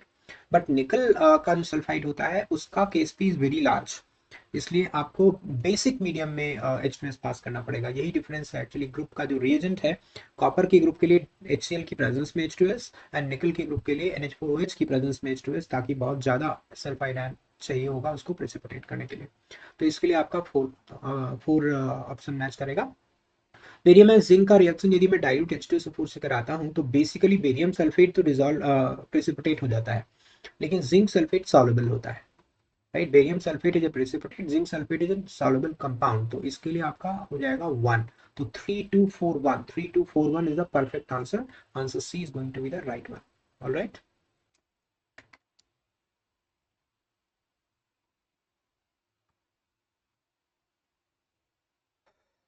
In this question there are two organic compounds A and B. Both are separately reacting with KOH to form respective products. And question में पूछा है कि अगर ए और B का आपस में KOH की प्रेजेंस में हीट कर दें तो प्रोडक्ट जो बनेगा उसका स्ट्रक्चर क्या होगा. ऑलराइट. तो looking carefully at the product of compound A, you will conclude this is actually acetone का aldol condensation product, isn't it? आप ध्यान से देखिए, ये आपका एसीटोन का एल्डोल कंडेंसेशन प्रोडक्ट निकलेगा, राइट। तो एसीटोन का एल्डोल कंडेंसेशन प्रोडक्ट ये है, इसका मतलब ए कंपाउंड मुझे पता चल गया। ऐसे यहाँ पे बेस की प्रेजेंस में दो कंपाउंड बन रहे हैं, एक है एसिड और एसिड का सॉल्ट, दूसरा है अल्कोहल। दैट मीन्स ये एक डिस्प्रोपोर्शनेशन रिएक्शन हुई एक तरह का, एक ही कंपाउंड ने ऑक्सीडेशन किया अपना और रिडक्शन किया, तो ये कैनिजानो रिएक्शन का प्रोडक्ट है। दैट मीन्स ये कंपाउंड होना चाहिए बेंजल्डिहाइड। बेंजल्डिहाइड के ये ऑक्सीडाइज्ड एंड रिड्यूस्ड प्रोडक्ट है। अब क्वेश्चन में पूछा है कि अगर बेंजल्डिहाइड का रिएक्शन एसीटोन से कराते हैं और हीट करते हैं फाइनली प्रोडक्ट को, तो प्रोडक्ट क्या बनेगा? This will be crossed aldol condensation, और इसमें ये बनाएगा देखो एनायन, क्योंकि इसी के पास अल्फा हाइड्रोजन है, और ये अटैक कर देगा PHCHO पे, फॉलोड बाय डिहाइड्रेशन, राइट। तो जब आप इसका प्रोडक्ट बनाओगे तो PHCHOH CH2 C double bond O CH3, और फिर यहाँ से जब आप डिहाइड्रेशन करके वाटर निकालोगे तो PHCH double bond CH C double bond O CH3 will be the final product of crossed aldol condensation of A and B. That means your answer is going to be this only. अब ये कौन से option में है? C option में. So C is the final answer of this question. Okay. Consider the following transformation of compound P. There is a sequence of organic reactions given for compound P, and P has C9H12 molecular formula. If I calculate degree of unsaturation, it comes out to be A plus 1 minus B minus C by 2, where A, B, C are carbon, hydrogen and nitrogen atoms. So it is 9 plus 1 minus 12 by 2 comes out to be 4. Okay. So this compound contains 4 Du. One is cyclic because hydrogenation product is this, and in hydrogenation product basic skeleton remains same. So out of 4 degree of unsaturation, one is utilized by the ring. अब मेरे पास 3 degree of unsaturation बचा। अब 3 degree of unsaturation के corresponding यदि मैं options पे जाता हूं तो या तो ए पॉसिबल है या सी पॉसिबल है, राइट, यानी एक ट्रिपल बॉन्ड और एक डबल बॉन्ड। अब हम लोग बाकी रिएक्शंस देखते हैं। एक तो राइट हैंड साइड में जो रिएक्शन दी है वो NaNH2 फॉलोड बाय कीटोन का reaction. This indicates the presence of terminal alkyne actually, and that too is confirmed by compound Q, क्योंकि X रिएजेंट से रिएक्शन करने के बाद जब हम ऑक्सीडेशन करते हैं तो एक कार्बन का लॉस हो जाता है। This is possible only when alkenes and alkynes are present at terminal position, right. तो एक बात तो तय हो गया कि कंपाउंड जो P है वो टर्मिनल एल्काइन है। तो अगर मैं ए ऑप्शन वाला कंपाउंड उठा लेता हूँ, ये वाला, तो डबल बॉन्ड मैंने यहाँ पे लगा दिया, यहाँ पे एक्चुअली लगा दिया। अगर मैं इसका रिएक्शन कराता हूँ एक्स रिएजेंट से, फिर KMnO4। अब x reagent should be a reagent which converts triple bond into double bond, क्योंकि दो डबल बॉन्ड का ऑक्सीडेशन प्रोडक्ट दिया हुआ है यहाँ पे। अगर दो डबल बॉन्ड का ऑक्सीडेशन प्रोडक्ट करेंगे तो आपको एक्चुअली 3 COH ग्रुप मिलेंगे। एक तो इस कार्बन से मिलेगा और एक इस कार्बन से मिलेगा, एक इस कार्बन से मिलेगा। दैट मीन्स जो एक्स रिएजेंट है वो ट्रिपल बॉन्ड को डबल बॉन्ड में कन्वर्ट करता है। तो that can be palladium calcium carbonate followed by hydrogen and quinoline, जिसे आप लिंडार कैटलिस्ट बोलते हो। तो इससे जो डबल बॉन्ड है वो ट्रिपल बॉन्ड है वो डबल बॉन्ड में कन्वर्ट हो गया ऐसे, ठीक है ये। अब अगर मैं इसका ओजोनोलिसिस सॉरी इसका ऑक्सीडेशन करता हूं तो उसका ऑक्सीडेशन प्रोडक्ट क्या होगा? COOH just a minute. Oxidation product इस कंपाउंड का होगा, अगर KMnO4 से ऑक्सीडेशन कराया है तो आ, एक तो ये COOH हो गया, एक ये COOH हो गया, और एक ये COOH हो गया, राइट। एंड लेकिन क्वेश्चन में बुलाया कि ऑप्टिकली एक्टिव है, जबकि यहाँ दो ग्रुप सेम हो गए, तो ये ऑप्टिकली एक्टिव नहीं रहेगा। दैट मीन्स कंपाउंड P जो कि ऑप्शन ए में दिया है ये सही नहीं है, तो ये करेक्ट नहीं है, तो इसको मैं एक बार हटा दे रहा हूँ। ऑलराइट, तो ए ऑप्शन तो रिजेक्ट हो गया। अब सी ऑप्शन वाला यदि मैं कंपाउंड उठा लेता हूँ तो डबल बॉन्ड की जो लोकेशन है सी ऑप्शन में वो यहाँ पे है, राइट। अब इसका मैं अगर पार्शियल हाइड्रोजनेशन कराता हूँ तो मुझे ये कंपाउंड मिलता है, डबल बॉन्ड अपनी जगह पे रहेगा, और इसका जब मैं ऑक्सीडेशन करता हूँ तो आई विल बी गेटिंग, एक तो मेरा COOH यहाँ पे आएगा, एक मेरा COOH यहाँ पे आएगा, और एक मेरा COOH यहाँ पे आएगा, और ये कार्बन कायरल है देखिए। तो ये ऑप्टिकली एक्टिव वाली कंडीशन भी फुलफिल कर रहा है। दैट मीन्स कंपाउंड P आपका होना चाहिए ये, राइट। तो एक तो ऑप्शन सी हो गया करेक्ट, ठीक है। तो P आइडेंटिफाई हो गया, Q आइडेंटिफाई हो गया। अब हम लोग आते हैं R पे। अब इसका रिएक्शन करवाया है पहले NaNH2 से, तो NaNH2 से कराएंगे तो आपको सोडियम सॉल्ट मिलेगा, राइट। सोडियम सॉल्ट मिला, क्योंकि terminal alkynes are actually acidic in nature, they will be converted into sodium salt. उसके बाद इसका रिएक्शन कराया है PHCOCH3 से, तो एक न्यूक्लियोफिलिक एडिशन हो जाएगा। तो इससे जो मेरा कंपाउंड मिलेगा वो ये होगा, देखो डबल बॉन्ड यहाँ पे, one carbon then other carbon then other carbon, and यहाँ पे आपका ट्रिपल बॉन्ड है, और ये कार्बन जाकर के कीटोन पे अटैक कर दिया, OH हो गया, Me हो गया, PH हो गया, फिर इसका डिहाइड्रेशन कर दिया, H प्लस एंड हीट। तो I will be getting this compound, triple bond यहाँ लगा रहेगा, एंड देन OH वाटर के फॉर्म में निकल जाएगा, तो यहाँ CH2 आएगा और यहाँ पे PH आएगा। This is going to be your compound R, and this compound is going to be optically active because it contain one chiral center out here. Can you check? यहाँ पे chiral center exist करता है, तो ये आपका compound R हो गया। Alright, now check from the options, compound P is this, C option तो एकदम करेक्ट है, तो A ऑप्शन गलत हो गया, R is not this, ये भी रॉन्ग है, तो आपका परफेक्ट आंसर हो गया C। Alright, consider the following statements and arrange in the order of true and false given in the code. Okay, तीन स्टेटमेंट दिए हुए हैं, इनको सही है या गलत है उनकी कोडिंग में अरेंज करना है। पहला है ammonium chloride on heating with aqueous solution of K2Cr2 7। Ammonium chloride का जो क्लोराइड आयन है वो एक्वस सॉल्यूशन ऑफ K2Cr2 के साथ जो CrO2Cl2 बनेगा ना, बेसिकली क्रोमिक क्लोराइड जो कि डीप रेड वेपर्स होते हैं, ये एक्चुअली एक्वस सॉल्यूशन होने की वजह से क्रोमिक एसिड में कन्वर्ट हो जाएगा H2CrO4 में, जो कि कलरलेस होता है, राइट। तो एक्वा सोल्यूशन होने की वजह से डीप रेड वेपर्स बाहर नहीं निकलेंगे, रादर इट गेट्स, मतलब वैसे भी अगर आप क्रोमिल क्लोराइड के वेपर्स को पानी में पास कर दो तो कलरलेस सोल्यूशन आ जाता है। तो ऑलरेडी क्योंकि एक्वा सोल्यूशन आपने ले लिया है, तो फिर ये कलरलेस सोल्यूशन ही बनेगा, तो ये फॉल्स स्टेटमेंट है। Deep red solution of ferric acetate, ferric acetate होता है CH3COO होल थ्राइस Fe, ये डीप रेड सोल्यूशन होता है। अगर इसको पानी में लेकर के बॉईल करते हो ना, तो ये कन्वर्ट हो जाता है बेसिक फेरिक एसिटेट में, acetate OH whole twice Fe, और ये होता है basically brownish red PPT, not the solution. तो यहाँ पे क्योंकि सोल्यूशन लिखा हुआ है इसलिए ये भी फॉल्स हो गया। ओके, थर्ड है NaNO2 solution acidified with acetic acid, यानी NO2 माइनस एसिडिक कंडीशंस में contaminated with some iodide ion. Actually iodide ion के साथ इसका रिडॉक्स रिएक्शन हो जाएगा, तो ये I2 या I3 माइनस के फॉर्म में कन्वर्ट हो जाएगा, और I3 minus actually starch iodide test दे देता है, और फिर ये ब्लू कलर का स्टार्च आयोडाइड कॉम्प्लेक्स बना लेगा, राइट। यानी ये third statement is correct one, ये ट्रू है। तो आपका करेक्ट कोडिंग हुआ F and T which is given in option B, इसलिए ऑप्शन बी आपका बिल्कुल सही आंसर हो गया। ऑलराइट,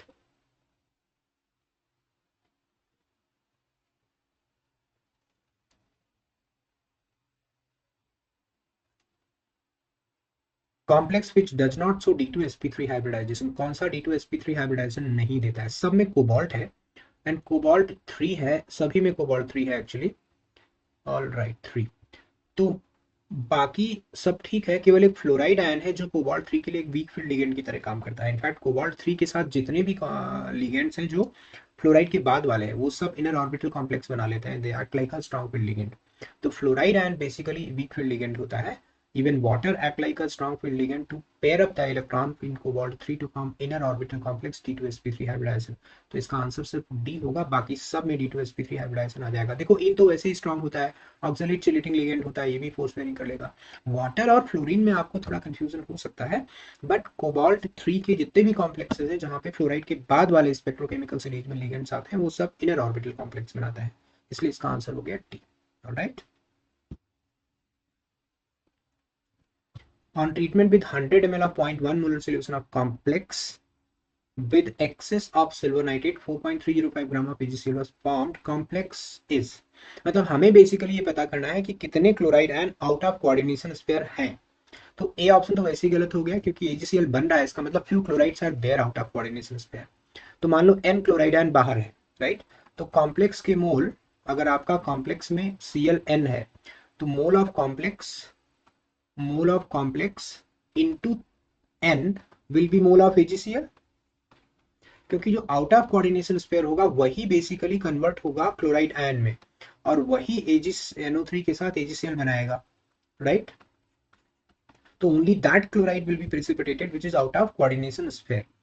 मोल ऑफ कॉम्प्लेक्स कितना है?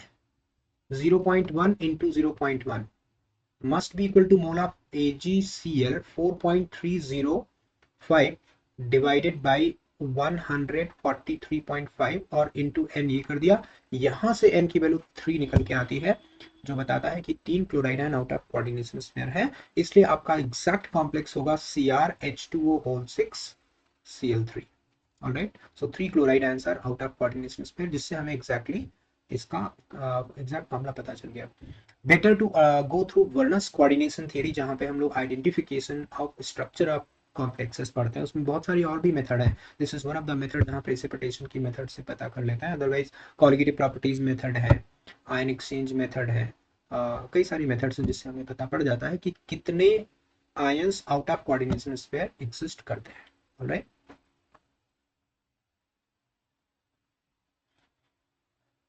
केमिकल काइनेटिक्स का एक बहुत अच्छा क्वेश्चन सामने स्क्रीन पे।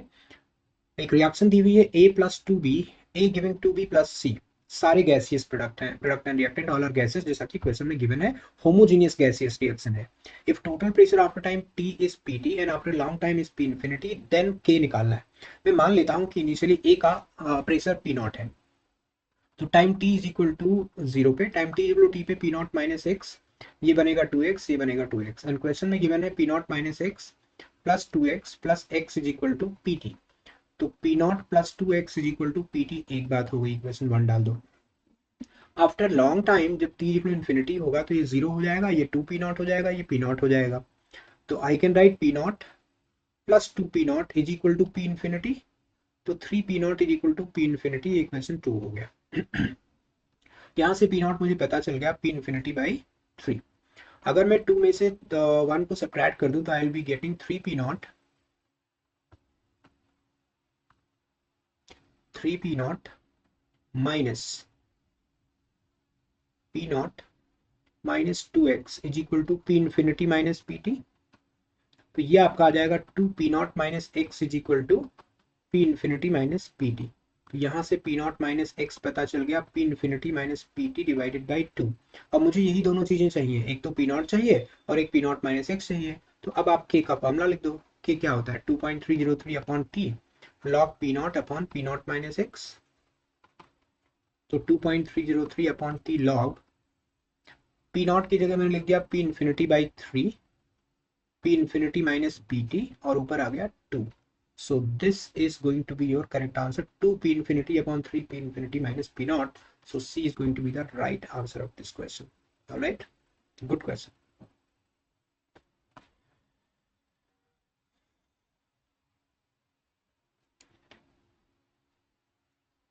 In which compound manganese has highest electronegativity? आपको मैग्नीज का कंपाउंड के अंदर मैग्नीज की हाईएस्ट इलेक्ट्रोनेगेटिविटी बतानी है। बेटर सभी में मैग्नीज का ऑक्सीडेशन नंबर निकालो। यहाँ +2 है और यहाँ पे हो जाएगा -8/3, मतलब 2 से थोड़ा ज्यादा। MnO2 में +4 होगा और Mn2 +5 में +5 होगा। Electronegativity is directly proportional to charge on the atom या oxidation number of atom, oxidation number of atom. तो क्योंकि मैग्नीज Mn2O5 में सबसे ज्यादा oxidation, positive oxidation state contain करता है, इसलिए correct answer is D. Alright, D is going to be the correct answer.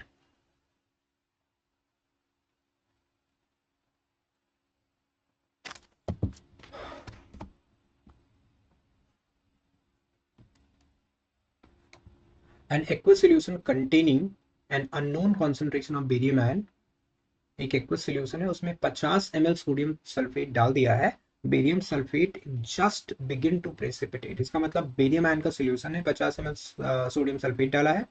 Final volume is 500 ml। Okay, just begin to precipitate का मतलब ये हुआ KSP और KIP का लिमिटिंग केस आप ले सकते हो। सॉल्वेटी प्रोडक्ट दिया है, original concentration of barium ion निकालना है। ओके, तो 50 ml में कॉन्सेंट्रेशन सोडियम सल्फेट की 1 मोलर है, तो फाइनल वॉल्यूम में कितनी रही होगी 500 into concentration and final volume must be equal to 50 into 1।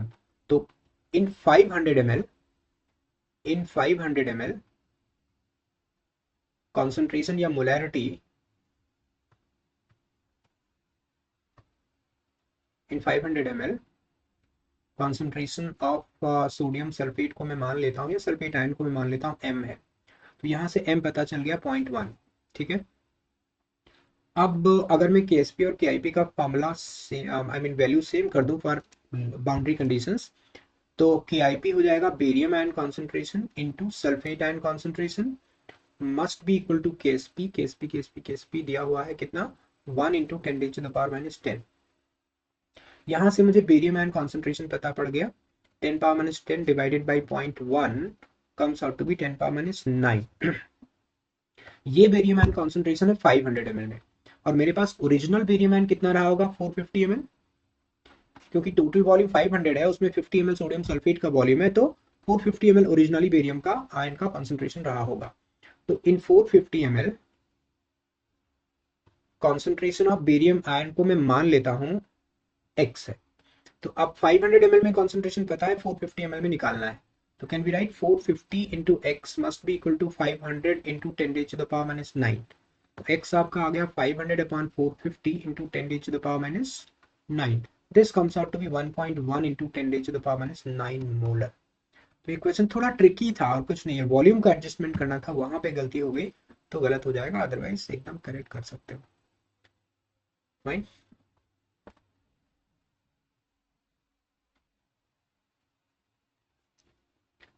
Which of the following transition state is most stable in nucleophilic substitution reaction? Nucleophilic substitution reaction में basically जो intermediate anion है उसकी stability को check करना है, जिसमें सबसे ज्यादा स्टेबल एनायन होगा वही सबसे ज्यादा स्टेबल ट्रांजिशन स्टेट होगी। तो आप देख सकते हो यहाँ पे जो एनायनिक कार्बन है उस पे NO2 ग्रुप लगा हुआ है और ये है strong electron withdrawing group, this stabilises anion. तो इसकी ट्रांजिशन स्टेट, ये वाली ट्रांजिशन स्टेट सबसे ज्यादा स्टेबल होगी। बाकी सब में इलेक्ट्रॉन विड्रॉइंग ग्रुप या तो दूर है या इलेक्ट्रॉन विड्रॉइंग ग्रुप है ही नहीं, यहाँ इलेक्ट्रॉन रिलीजिंग ग्रुप है, यहाँ भी इलेक्ट्रॉन विड्रॉइंग ग्रुप दूर है, डायरेक्टली NO2 एनायनिक कार्बन से केवल ए ऑप्शन में लगा हुआ है, इसलिए A option is going to be correct answer.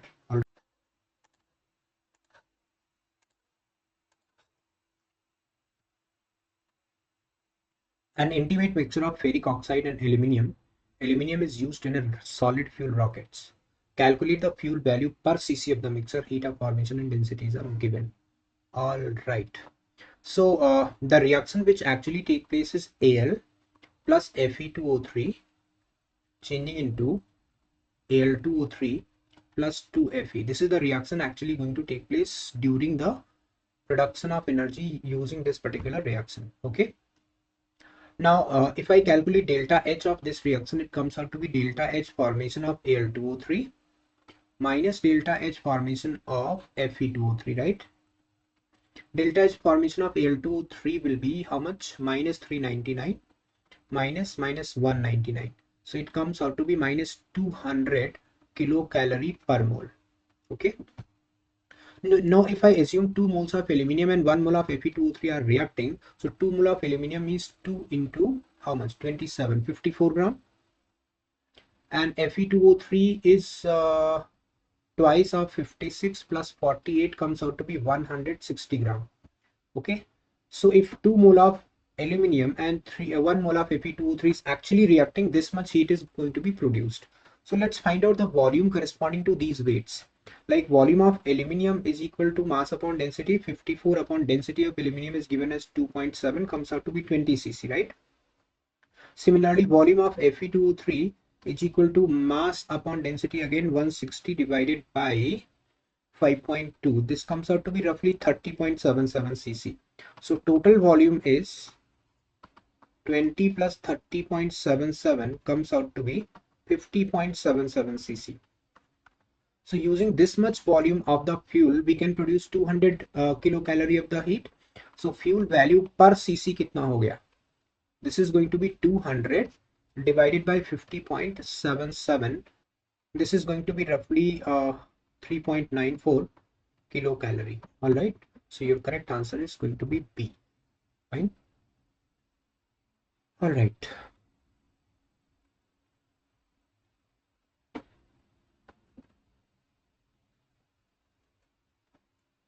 The correct order of bond order values among the following ions or molecules. Base molecule is actually nitric oxide. So let's draw the structure or molecular orbital distribution of electron for nitric oxide. Nitric oxide is actually total electron 15, and for 15 we will be following K dash L L dash. This is actually 1s, sigma 1s, sigma antibonding 1s, and sigma 2s, sigma antibonding 2s.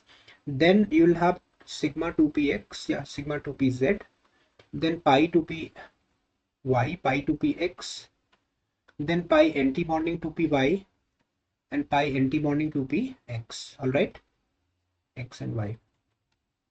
Now total electrons are going to be 15, so 2 plus 2 plus 2 plus 2, 8 electron यहाँ पे consume हो गए. All right, 8 electron यहाँ पे consume हो गए. तो 10, 12, 2 14 और एक 15, total 15 electrons like this. Now if we talk about NO plus, NO only, bond order is going to be 2 plus 2 plus 2, 6 minus 1, 5 by 2, that is 2.5, right? Now coming to NO minus. NO minus में when you add one electron will be added to anti-bonding MO. जो highest unoccupied lowest unoccupied और molecular orbital है वो anti bonding है. Anti bonding में एक electron जाने से जो वैल्यू होती है बॉन्ड ऑर्डर की वो हाफ यूनिट से कम हो जाती है. तो bond order is going to be 2. Now if we talk about NO plus, one electron is going to be removed from anti-bonding, तो bond order एक यूनिट से बढ़ जाएगा, 3 हो जाएगा. Then NO2 plus, two electrons are going to be removed, but one from anti-bonding, one from bonding, क्योंकि anti-bonding में एक ही इलेक्ट्रॉन है, right?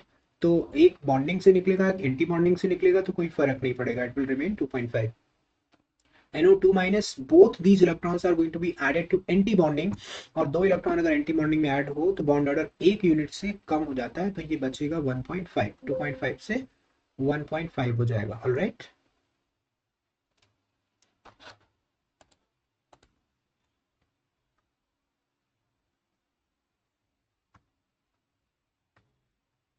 so now you can compare 1.5, you can compare bond order. Let's check which is going to be correct. Maximum bond order will be 3, that is NO plus. NO plus is 2, so you got the answer.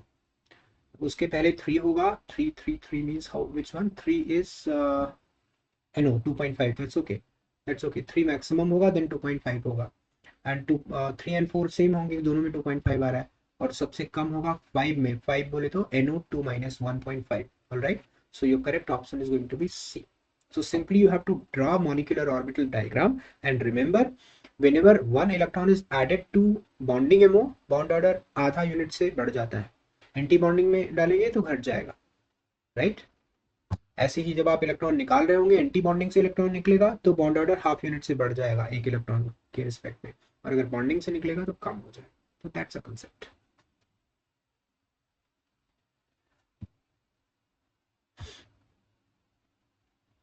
In how many of the following reaction benzene is a major product? All right, देखिए acetylene का trimerisation करते हैं, benzene बनता है, तो ये ठीक है, बेंजीन बनेगा. अगर CHO का लिथियम एल्यूमिनियम हाइड्राइड के साथ रिडक्शन करते हैं, एल्कोहल बनता है, प्राइमरी एल्कोहल, तो ये आंसर नहीं होगा. H3PO2 की प्रेजेंस में जब भी डाइजोनियम सॉल्ट को हीट करते हैं तो भी बेंजीन बनता है, ये भी आंसर आ गया. अगर फिनॉल को जिंक डस्ट के साथ हीट करते हैं तो भी बेंजीन बनता है, ये भी आंसर हो गया. दिस वन, अगर हम इसमें CH3COCl से रिएक्शन कराएंगे तो will get ester actually, right? Triester बनेगा, और ट्राई एस्टर को जब हम हीट करेंगे ना, तो पायरोलिसिस ऑफ एस्टर होकर के एसिटिक एसिड के 3 मॉलिक्यूल निकल जाएंगे, -3 molecules of acetic acid, to create a double bond in alternate position. यहाँ भी मुझे बेंजीन मिल जाएगा, तो ये भी आपका एक आंसर हो गया. एंड बेंजीन सल्फोनिक एसिड को अगर H+ की प्रेजेंस में हीट करते हैं तो भी डीसल्फोनेशन होकर के बेंजीन बन जाएगा. तो आउट ऑफ 6, 5 तो बेंजीन बना ही रहे हैं, so 5 is going to be the correct answer of this question. Alright,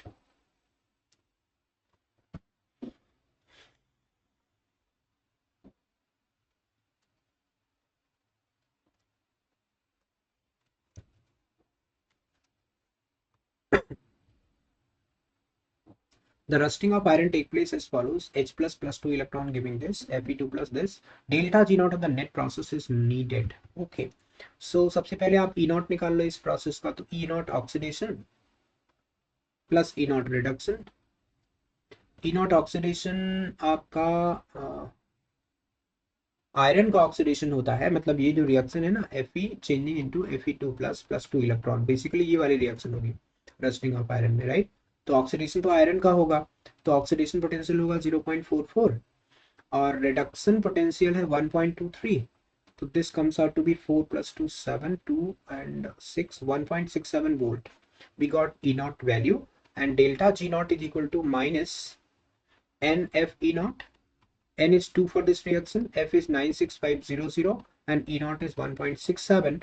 You just calculate this value. ये आपका आ जाता है रफली माइनस 322 किलो जूल पर मोल. Alright, simple.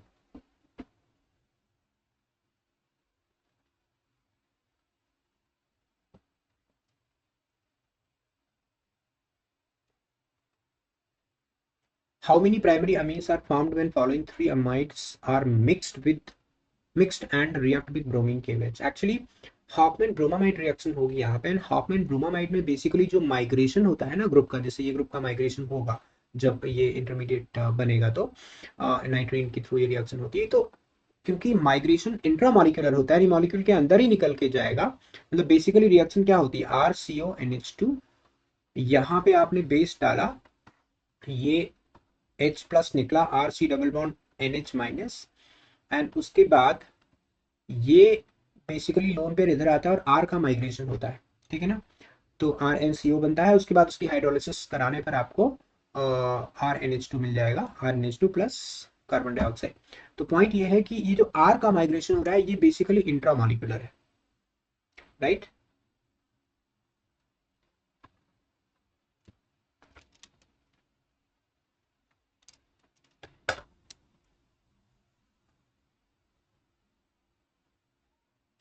How many primary amines are formed when following three amides are mixed and react with bromine and KH?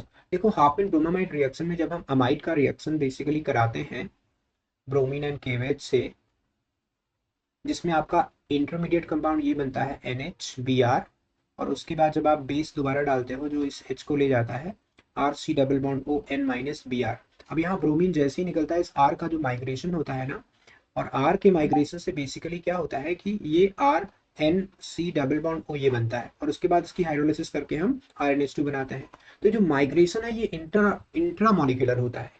मतलब जिस समय आपका Br निकलेगा उसी समय R का माइग्रेशन हो जाएगा. तो ऐसा नहीं हो सकता कि एक मॉलिक्यूल का R निकल के दूसरे मॉलिक्यूल के नाइट्रोजन पे जा करके अटैक कर दे. तो since migration is intramolecular, then corresponding to each amide you will get specific amine. तो इससे एक अमीन मिलेगा, इससे एक अमीन मिलेगा, इससे एक अमीन मिलेगा. ऐसा नहीं हो सकता कि इन तीनों के मिक्सचर में एक का आर दूसरे के नाइट्रोजन पे जाके अटैक कर दे. It's not possible because the entire mechanism involve intramolecular migration of the group. ठीक है, इसलिए टोटल 3 ही अमीन बनेंगे. फाइन.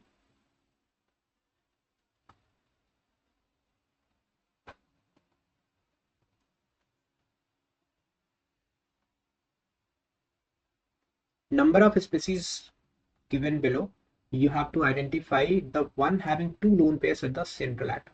All right. SF4 में एक लोन पेयर है, सल्फर के 6 इलेक्ट्रॉन, 4 बॉन्डेड है, एक लोन पेयर. BF4 में एक भी नहीं है, 0. ClF3 में 2 लोन पेयर है, 7 में से 4 इलेक्ट्रॉन पड़े हुए हैं अनबॉन्डेड, 3 बॉन्डेड है. तो एक तो ये आंसर हो गया. ASF3 में एक ही लोन पेयर है, PCl5 में कोई भी लोन पेयर नहीं है. BrF5 के अंदर एक ही लोन पेयर है, राइट. इसमें नहीं है, इसमें एक है. XCF4 के अंदर भी 2 लोन पेयर है, 8 में से 4 इलेक्ट्रॉन बॉन्डेड है, तो 4 अनबॉन्डेड हो गया. ठीक है ना. तो एक ये हो गया. SF6 में कोई भी लोन पेयर नहीं है, 0. तो एक तो आपका ClF3 हो गया, एक आपका ये मॉलिक्यूल हो गया XCF4. Alright, XCF4. तो टोटल 2 मॉलिक्यूल ऐसे होंगे जहां पे central atom contain 2 lone pair of electrons. Alright.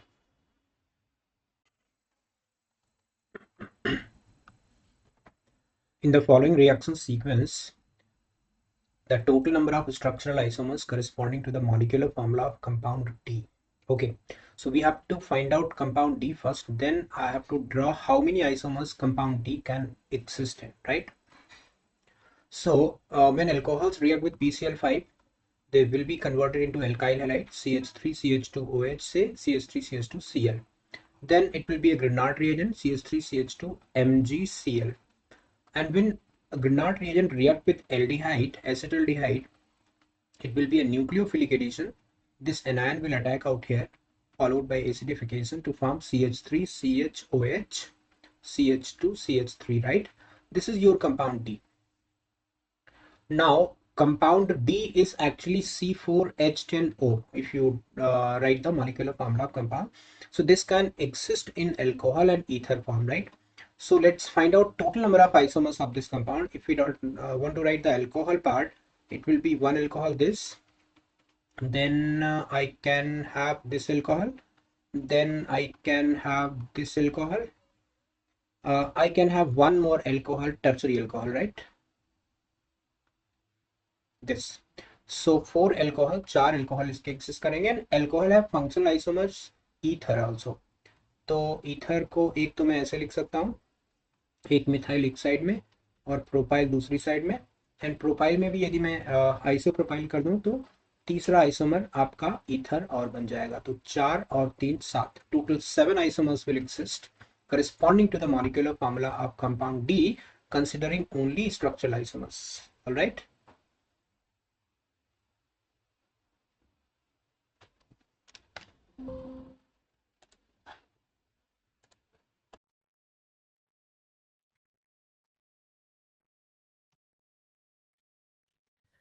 Hi everyone, I'm Firoz Khan, Master Teacher of Mathematics here at Vedanta. So in this video, we are going to discuss the mathematics paper which was conducted very recently, right? So here is the question on your screen and it is from 3-dimension geometry. You have to get the equation of the line through the point 0, 1, 2 and perpendicular to this given line. So you are given a line here. Let's say this is the given line. And you have to draw another line which is passing through 0, 1, 2 and perpendicular to this given line. So let's say this point A is 0, 1, 2. And suppose this perpendicular line is AP. P is a point on the given line. And you can see that on the given line, I can choose the point in parametric form. If I equate this given line equal to lambda, so x will be 2 lambda plus 1. Y will be 3 lambda minus 1. And Z will be minus 2 lambda plus 1.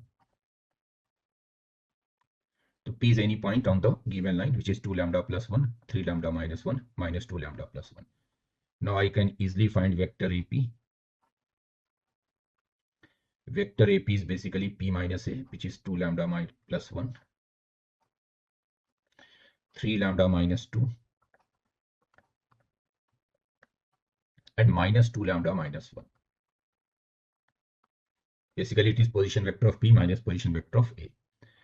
Now the vector along the given line means direction vector of the line, or you can say direction ratios of the line. Let's say this vector is Q and it is 2, 3, minus 2.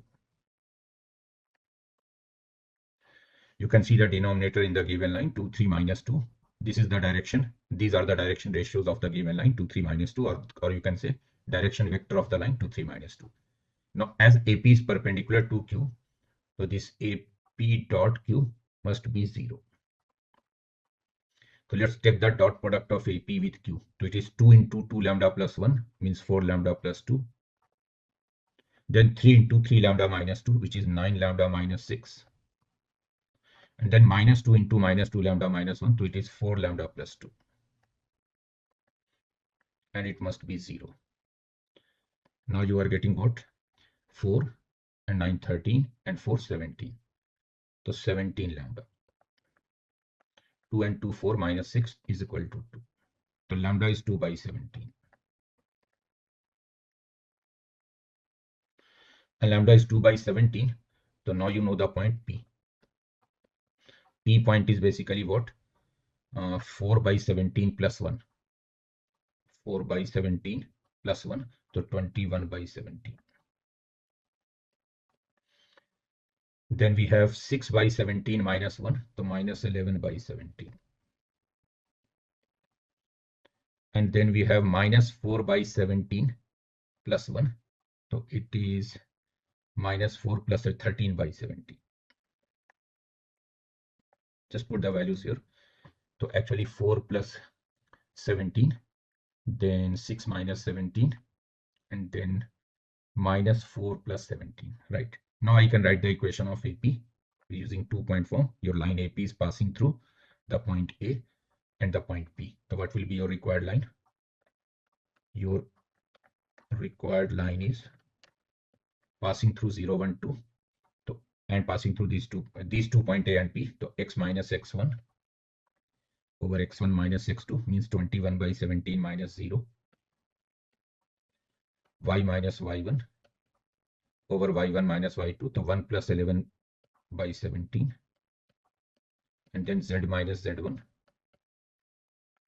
over z1 minus z2, or you can say 2 minus 13 by 17.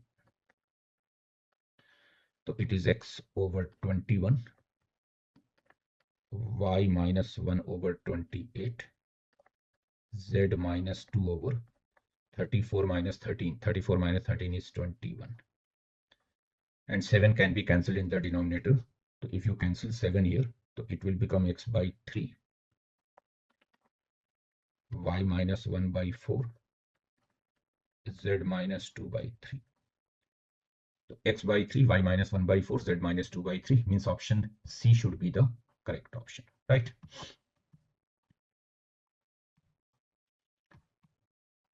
They have given A means I've done some calculation error. Let me check what error I've done.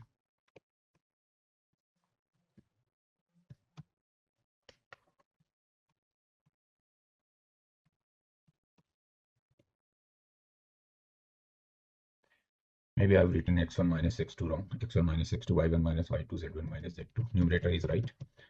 So let me check x1 minus x2. So 21 by 17 minus 0. Oh, yes, right. I have mistake. Actually 0 minus, it is actually 0 minus 21 by 17 here. Then 1 plus 11 by 17. And then 2 minus 13 by 17. 0 minus 21 by 17, 1 plus 11 by 17, 2 minus 2. Yes, it is minus here. It is minus here. So minus 343 means option A should be the correct option.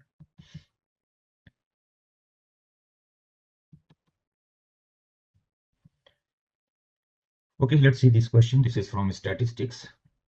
They have given that the mean of 6 observations is 6.5 and their variance is 10.25. 4 out of the 6 observations are 2, 4, 5, 7. And then what will be the remaining 2 observations? Right. So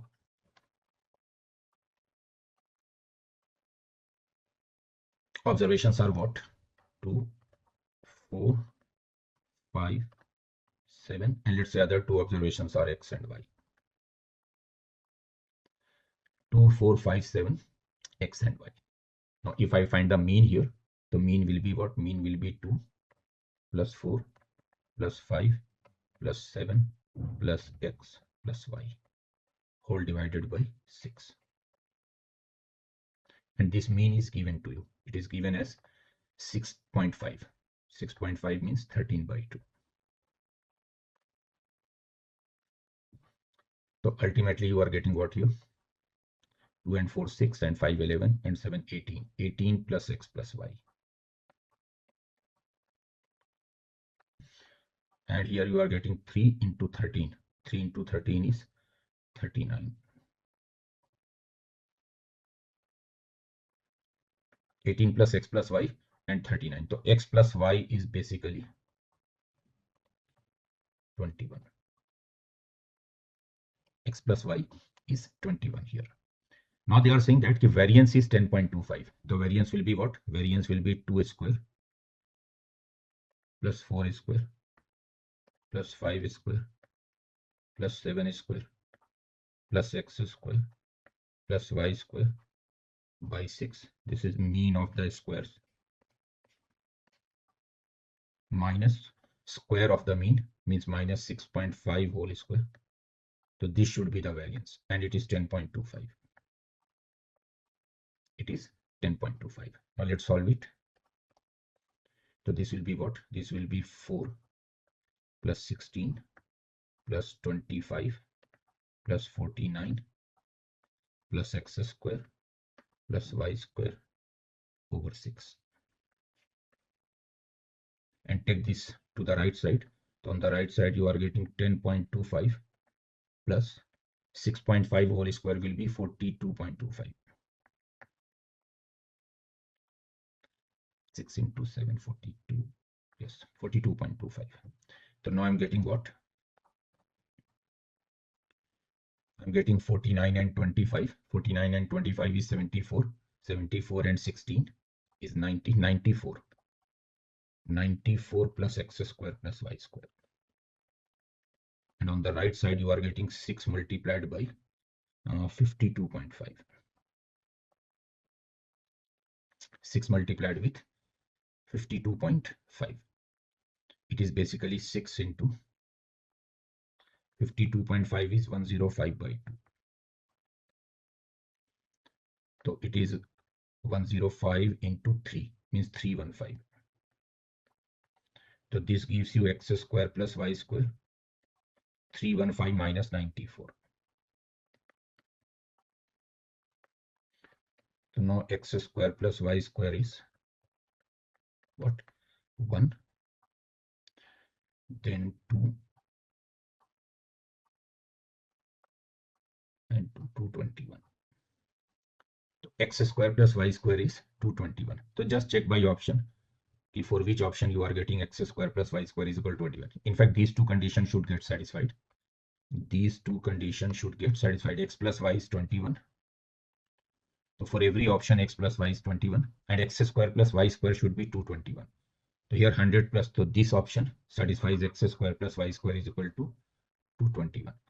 And no other option satisfies x square plus y square is equal to 221. So that means x and y are 10 and 11. Option A should be the correct option.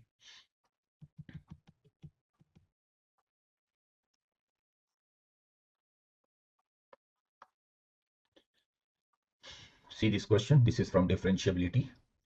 So they have given a function here. For x less than half, the function is a sine pi x plus bx.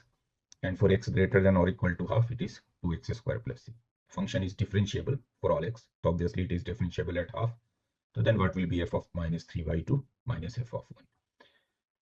So first, since it is given that function is differentiable at half, so obviously it is continuous at half. And since it is continuous at half, so I can say that at x is equal to half, left hand limit and right hand limit should be same. Now what will be left hand limit at x is equal to half? So when you put x is equal to half, left hand limit is a plus b by 2. Put x is equal to half, sine pi by 2 1, so a plus b by 2. And right hand limit is what? When you put x is equal to half, so 2 into 1 by 4, which is half plus c. So a plus b by 2 is half plus c. Suppose it number 1. Now if I differentiate the function,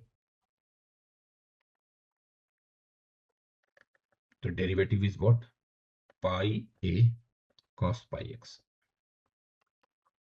plus b when x is less than half, and 4x when x is greater than half.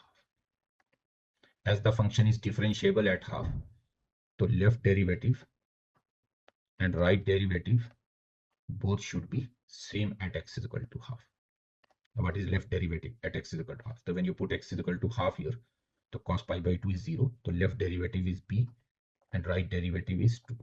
So b is 2. Now when you put b is equal to 2 in the first equation here, so you are getting a plus 1 half plus c. Or you can say a minus c is minus half. A minus c is minus half. Now what they are asking? They are asking f of minus 3 by 2 minus f of 1. Now at x is equal to minus 3 by 2, first rule will be applicable. So f of minus 3 by 2 is what? A sine minus 3 by 2 pi minus 3 pi by 2 minus 3b by 2.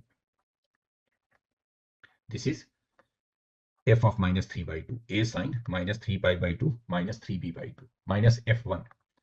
F1 is what? F1 is 2 plus c. At 1, second rule will be applicable. Now sine 3 pi by 2 is minus 1, but you have sine of minus 3 pi by 2 here. So it will be plus 1. B is what? 2. So B is 2. That means you are getting minus 3 here. Then minus 2 minus C.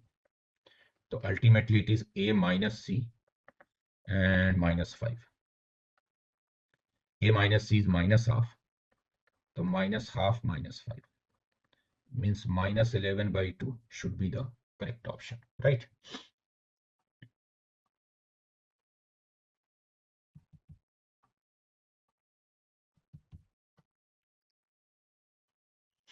This question is from vectors. Mod A is given, mod B is given, mod A cross B is given. You have to find mod A dot B. Very obvious question, very simple question.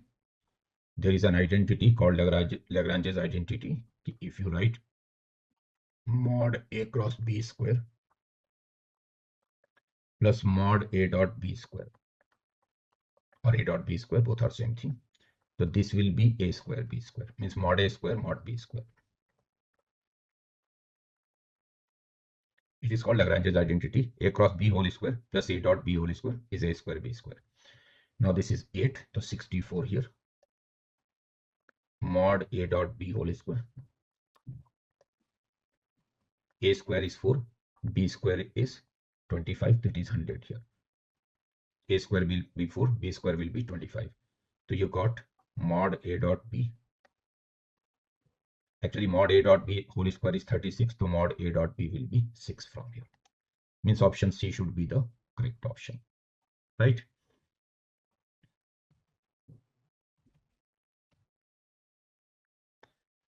Okay, see this question. This is from area. You have to find the area of the region satisfying these inequalities. X square less than or equal to y less than or equal to 8 minus x square. And one more condition, y should be less than or equal to 7 here. So let's draw the graph first. X square less than or equal to y. So let's say this is y axis.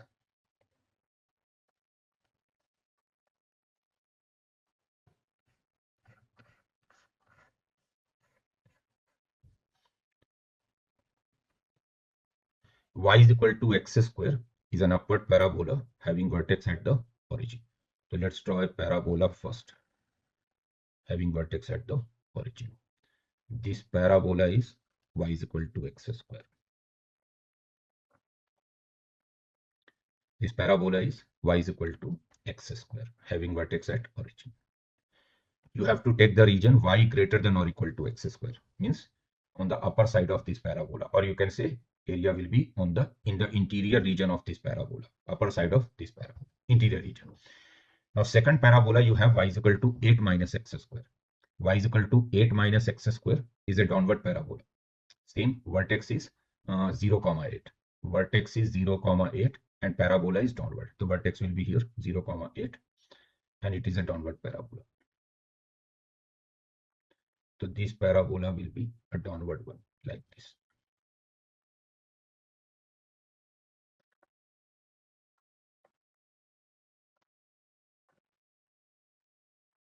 So this is 0 comma 8. Now if I find the intersection of these two parabolas, y is equal to x square and y is equal to 8 minus x square. So if you equate, x square will be 4, so y will be 4. So actually the intersection is at the level of y is equal to 4. Here y is 4. Y coordinate is 4. So obviously x square, x coordinate will be, to this point is 2 comma 4. You can check 2 comma 4 satisfy both the parabola. Y is equal to x square, x to y4. Y is equal to 8 minus x square, x to y4. Now one more line is given, y less than or equal to 7. So let's say this is the line, y is equal to 7. This is the line, y is equal to 7. So you have to take the area below this line. So which is the area, required area? Required area is inside both the parabolas, but y less than or equal to 7. So basically this area, this complete area is your required area, this shaded area. This complete area is your required area. Now to get this area, what you can do, just find the area in the first quadrant and double it. Find the area in the first quadrant and double it. So what will be area? Area will be 2 times. Why I am writing 2 times? because I'm taking the area only in the first quadrant and doubling it. Now the first area I'm taking area in the vertical direction. So first area I'm taking this one from 0 to y is equal, 0 to 4. From y is equal to 0 to y is equal to 4. 0 to 4. And since you are going in vertical direction, so you will write your curve as x is equal to fy. So this curve is basically x is equal to root y. Actually, y square is equal to x, so x will be root y. So in 0 to 4, you will write root y dy. Then next area you are writing this area. This area is from 4 to 7. Again in vertical direction, 4 to 7. And this curve is y is equal to 8 minus x square. So x will be under root 8 minus y. So here under root 8 minus y dy. And now it is very easy integration. Just integrate it, put the limit, you will get your answer. So when you integrate and put the limit here, so ultimately your answer will be 20. 0 to 4 root y dy and 4 to 7 under root 8 minus y dy. The final answer will be 20 here, which is option D.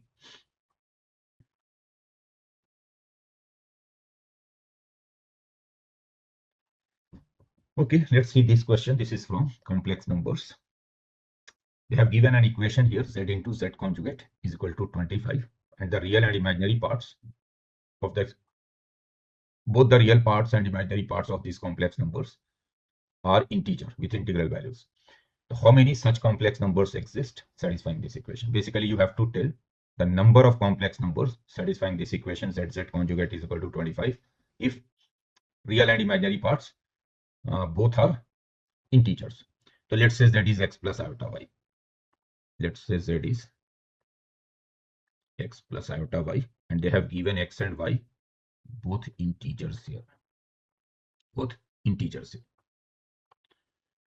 So what will be z into z conjugate? Z into z conjugate is mod z square, which is x square plus y square. So this equation gives you x square plus y square is equal to 25. It is x square plus y square is equal to 25. Now what are the possibilities? X square and x and y are integers. To see what are the possibilities. First possibility is x square 9, y square 16.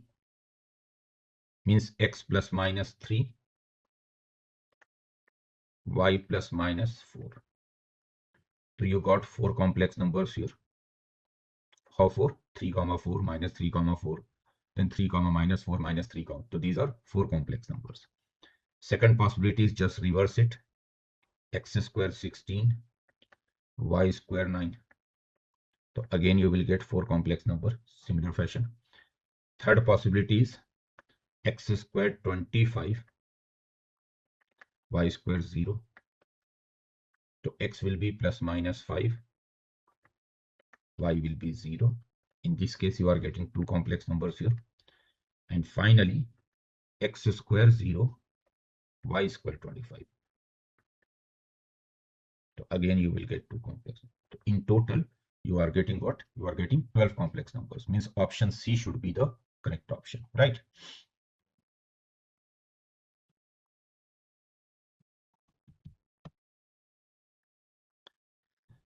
Okay, let's see this question. This is from binomial.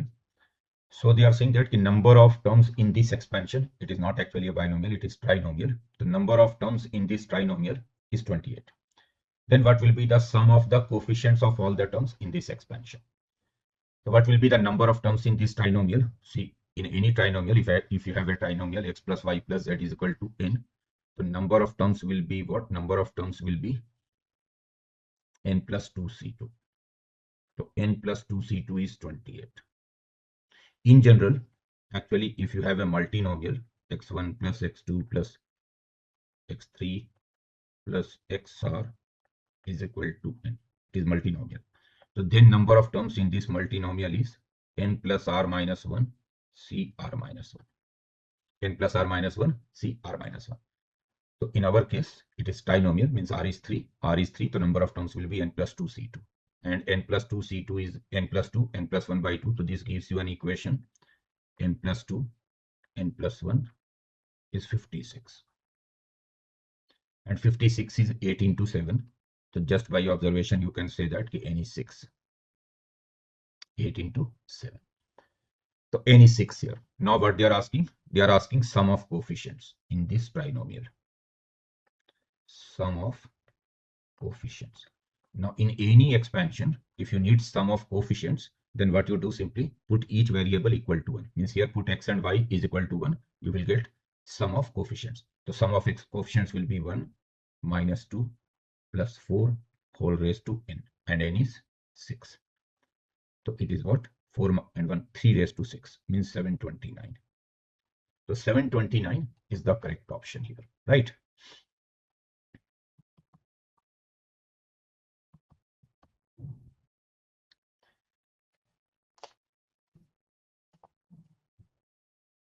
See this question. This is from a straight line.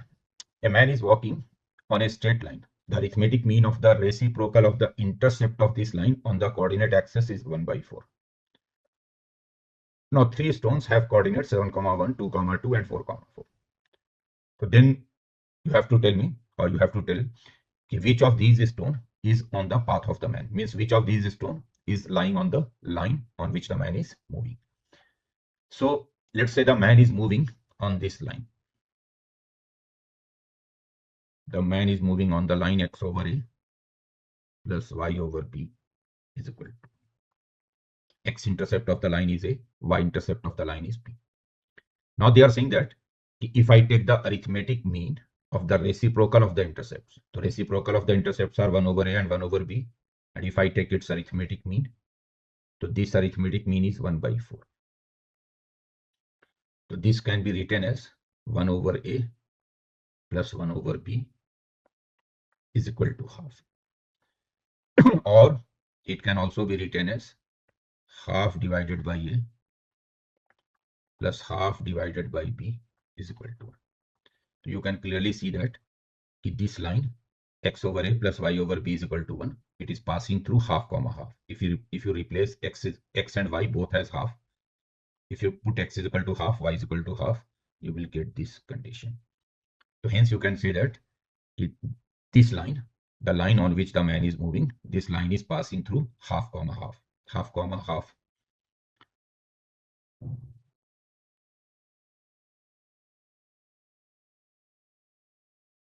But they have asked, in fact, then which of these stones are on the path of the man? I'm getting no stone. Why? Let me check once again if I'm doing any mistake. The arithmetic mean of the reciprocal of the intercept. So reciprocal of the intercept is 1 by a, 1 by b divided by 2. And this arithmetic mean of the reciprocal of the intercept. Oh, my bad. I'm doing calculation earlier. 2 will go up now. What I'm doing here. Just cross multiply. So I will get 2 over a plus 2 over b is equal to 1. Why I have written half? I don't know. So it is 2 by a plus 2 by b is equal to 1. So now you can say that your line is passing through 2, 2. If you replace x and y with 2, you will get this condition. 2 by a plus 2 by b is equal to 1. So hence, line is passing through the point 2, 2. And 2, 2 is which point? B point. So hence, the line is passing through point B only. Option C.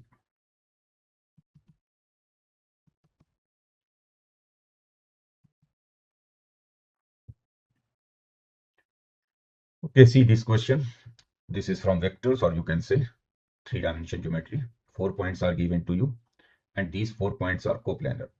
Then what will be sum of all possible values of lambda? So let's say these 4 points are A, B, C, D. Let's say this point is A.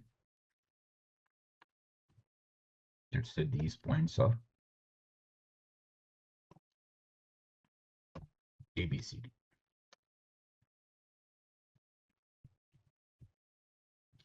So suppose this point is A here. This point is B. This point is C. This point is.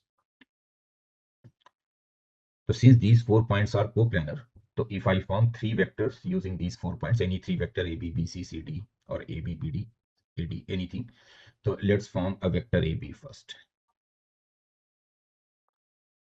AB vector is what? B minus A, which is 6, 0, minus 30. B minus A, 7 minus 1, 6, 5 minus 5, 0, 5 minus 35, minus 30. Then let's form BC vector. So it is 1 minus 7 minus 6, lambda minus 5, and 7 minus 5, 2. 1 minus 7 minus 6, lambda minus 5, 7. And finally, let's take AD vector, or you can take BD vector, or you can take CD vector. It's your choice. It's your choice completely. So let's take BD vector. BD will be easier here. So BD vector will be what? 2 lambda minus 7, 1 minus 5, 2 minus 5. So these three vectors must be coplanar. Means if I form the determinant by using the coefficients of these three vectors, 6, 0, minus 30, minus 6, lambda minus 5, 2, 2 lambda minus 7, minus 4, and minus 3. So this must be 0. From the first row, you can take 6 common. So now it is 1, 0, minus 5, minus 6, lambda minus 5, 2, 2 lambda minus 7, minus 4, minus 3. It should be 0. Now just expand this determinant. You will get a quadratic in lambda. And they are asking sum of possible values of lambda. Means you have to get the sum of the roots of the quadratic only. So when you expand this, you will get this quadratic. You will get this quadratic. In fact, something can be taken common here. 4 can be taken common for sure. So this quadratic you will get. Now what is the sum of roots? Sum of roots is minus b by a. Minus b by a is 528 by 60, means 44 by 5. So just expand the determinant. You will get a quadratic in lambda. And since they are asking sum of possible values of lambda, so basically they are asking the sum of roots of the quadratic, right? Okay, let's see this question.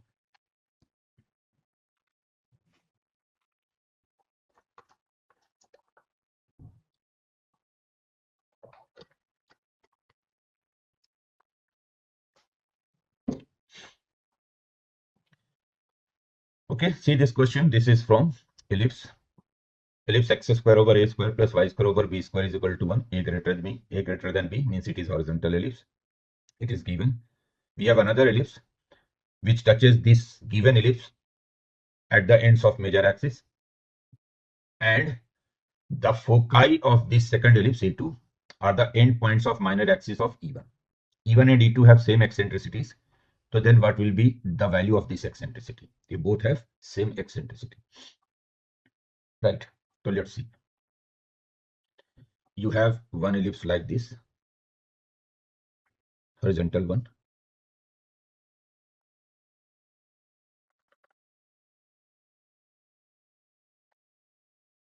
This is the major axis, which is x-axis here. And this is the minor axis, which is y-axis here. Origin. This point is a comma 0. This point is a dash minus a comma 0. This point is b 0 comma b. And this point is b dash 0 comma minus b. Now we are drawing another ellipse which is touching this given ellipse at the points a and a dash, and b dash are the foci of this second ellipse. So let's say this is your second ellipse, something like this.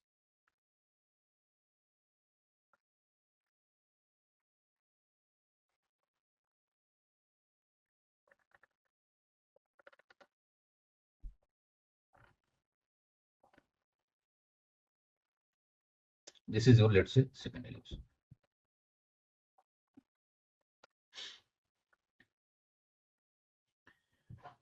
So the second ellipse, the first ellipse is already given to you. First ellipse is already given to you. X square over a square plus y square over b square is equal to 1. This second ellipse, obviously it is vertical one, and let's say it is passing through, this point is, let's say 0 comma c, and let's say this point is 0 comma minus c. So this second ellipse E2 can be written as x square over a square plus y square over c square is equal to, and let's say its eccentricity is e. So this distance between, actually b 0 comma b is this focus. So if eccentricity is e, so I can say b will be ce. B will be ce. So b is ce here, right? And since it is a vertical ellipse, so you can write a square is equal to c square 1 minus e square. A square is equal to c square 1 minus e square, right? So it is what? A square is equal to c square minus ce square. And c is what? C is b. C is b. So you got a square plus b square is equal to c square. A square plus b square is equal to c square. Right. Now here, if I do squaring here, so b square is what? C square e square. And from the given ellipse also have the same eccentricity e. So from this given ellipse, and let me replace c square with a square plus b square here. So it is b square a square plus b square e square. C square is replaced by a square plus b square. So this will give you b square, take b square to the left side, 1 minus e square is a square e square in effect. Now from the first ellipse I can replace b square with a square 1 minus e square, and you have one more 1 minus e square here. This is a square e square. B square can be replaced by a square 1 minus e square from this given ellipse. So a square cancel. Now you are getting what? 1 minus e square whole square. So you are getting 1 minus 2e square plus e raised to 4. It is e square. So now this is e raised to 4 minus 3e square plus 1 0. It is a quadratic in e square. If you find e square from here, so that will be 3 plus minus under root 9 minus 4 root 5 by 2. Now the eccentricity of ellipse must be less than 1. So e square must be less than 1. The positive sign will be rejected. Take the negative sign. 3 minus root 5 by 2. So it is 3 minus root 5 by 2 e square. But we have to find e. And this 3 minus root 5 by 2, this 3 minus root 5 by 2, it can also be written as root 5 minus 1 by 2 whole square. Just check it carefully. If you expand it, you will get 5 plus 1, 6 minus 2 root 5 by 2, so which is 3 minus. So ultimately eccentricity is what? Root 5 minus 1 by 2. Means C option should be the correct option here.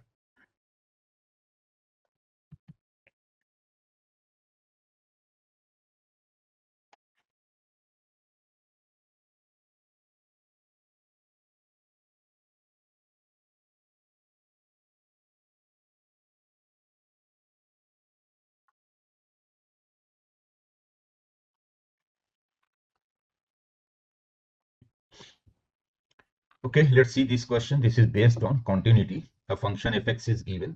For x not equal to 0, the first rule is applicable. And at 0, function is alpha. If this function is continuous at x is equal to 0, then what will be alpha? Alpha is 0, pi by root 2, or no such alpha exists, or alpha pi by 4. So if the function is continuous at x is equal to 0, so then left hand limit, right hand limit, and the actual value, which is alpha, all should be same. So let's check the right hand limit first at x is equal to 0. So what will be the right hand limit at x is equal to 0? Limit x approaching to 0 plus cos inverse See, fractional part of x is what? X minus integral part of x. And when x is approaching to 0 plus, so then integral part will be 0. So hence fractional part of x will be same as x. If x is 0 plus, so then fractional part of x will be same as x because integral part becomes 0. So I can write cos inverse 1 minus x square sine inverse 1 minus x whole divided by x minus x cube. Now this is what? Limit x approaching to 0 cos inverse 1 minus x square over x and then sine inverse 1 minus x over 1 minus x square. It can be written like this. Now you can see that when x approaches to 0, so this second bracket is basically sine inverse 1, which is pi by 2 over 1. So this second bracket doesn't give you any trouble. So we have no problem. We have no problem with this second bracket. When I put x0, it becomes pi by 2. Sine inverse 1 is pi by 2. So I can replace this second bracket with pi by 2. So the only limit which I have to find now is cos inverse 1 minus x square by x. This limit only. Cos inverse 1 minus x square by x. Now what I'm doing, okay, let's substitute this cos inverse 1 minus x square as theta. So then this will give you x square. X will be in fact 1 minus x square is cos theta. So x will be under root 1 minus cos theta.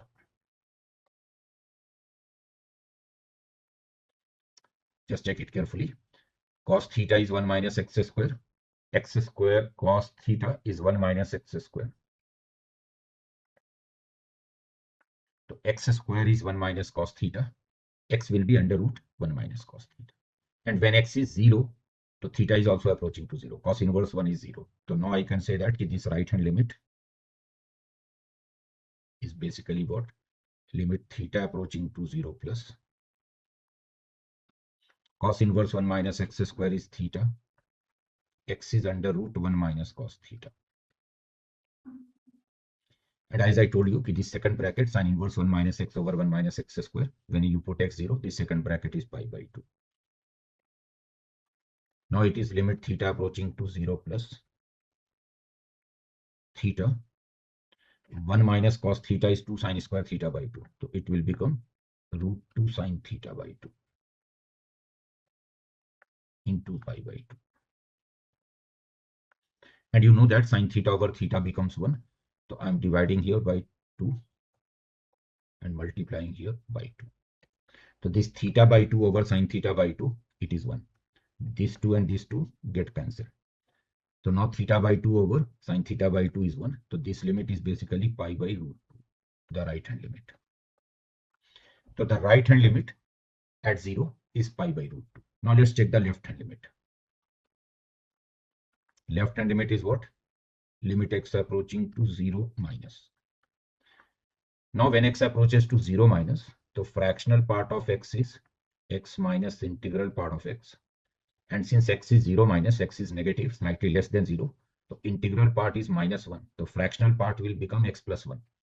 So when x is 0 minus, fractional part will be replaced by x plus 1.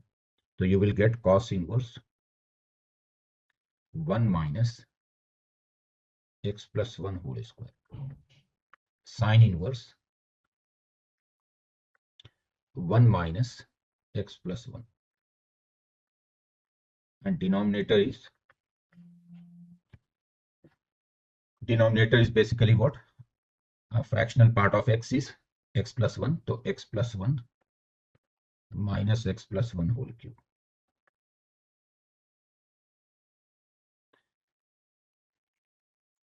Now it is what? Limit x approaching to 0 minus cos inverse. It will be minus, see, 1 minus x plus 1 whole square.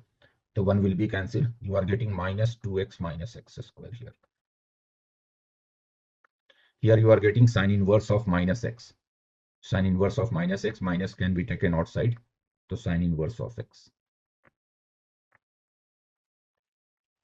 Here you can take x plus 1 common. So 1 minus x plus 1 whole square, which is same as minus 2x minus x square. Now it is limit x approaching to 0 plus 0 minus, in fact, minus cos inverse minus 2x minus x square. In the denominator you have x plus 1.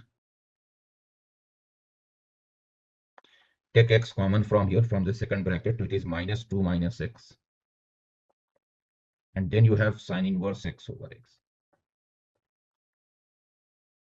It can be written like this. Now when I put x is equal to 0, just put x is equal to 0. The numerator will be what? Minus cos inverse 0. Cos inverse 0 is pi by 2.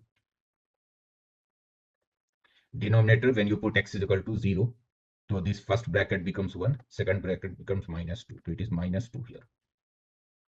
And this sine inverse x over x is 1 when x approaches to 0, so into 1. So this limit is pi by 4. So you can see that the right hand limit and left hand limit are different here. Hence this function cannot be continuous at x is equal to 0 for any value of alpha. So no such alpha exists. Means the function is always discontinuous at x is equal to 0. It has non-removable discontinuity at x is equal to 0. No such alpha exists.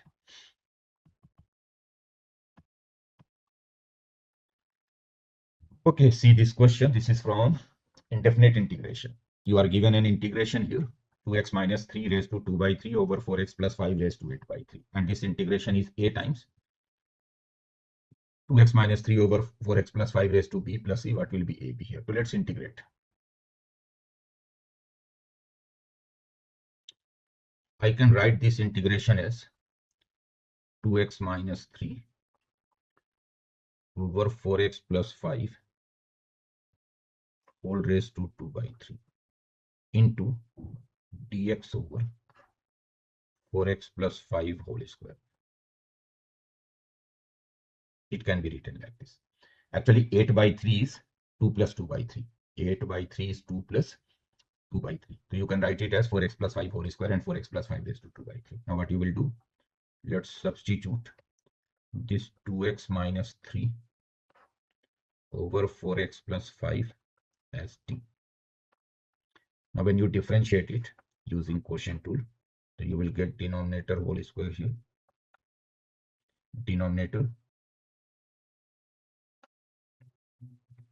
derivative of numerator, numerator, derivative of denominator. It is dt by dx. So finally you are getting what?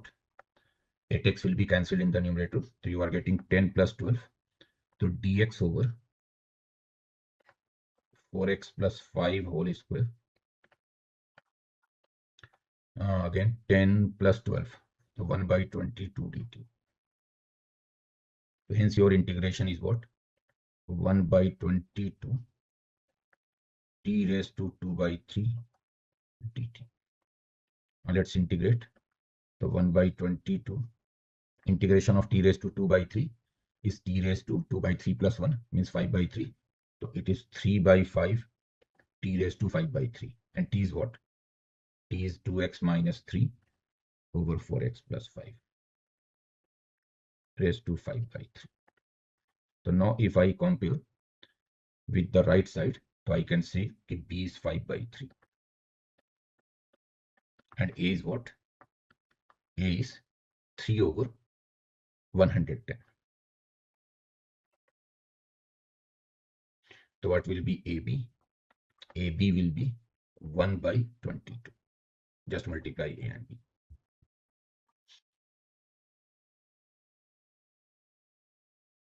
Means D option is the correct option here. See this question. This is from definite integration. So you have an integration in the numerator and one more in the denominator. You have to take the ratio. So what you can do here, let's take this integration in the numerator as I. 0 to pi by 4 tan x raised to 50 e raised to minus x dx. 0 to pi by 4 tan x raised to 50 e raised to minus. Now let's use integration by parts here. First function is tan x raised to 50. Second function is e raised to minus x. So let's keep the first function as it is. Integration of second function is minus e raised to minus x. Limit 0 to pi by 4. Minus a new integration 0 to pi by 4. Derivative of the first function is 50. Tan x raised to 49. Derivative of tan x is secant square x. And integration of second function minus e raised to minus x. Right. So I'm getting what here? I'm getting upper limit 1 minus e raised to minus pi by 4. So minus e raised to minus pi by 4. For lower limit it is 0. Then I'm getting plus 50. 0 to pi by 4. Secant square x can be written as 1 plus tan square x. So I'm getting e raised to minus x. Replace secant square x as 1 plus tan square x. So you will get tan raised to 49x plus tan raised to 51x dx. And the left hand side is what? Left hand side is your integration 0 to pi by 4 e raised to minus x tan raised to 50x. So from here, take this e raised to minus pi by 4 to the left side, divide by this integral. So you can see that this integral comes out to be 50. This ratio comes out to be 50. Just take this e raised to minus pi by 4 to the left. The left side becomes this numerator thing. And take this integral in the denominator. The ratio will be 50 here, which is option D.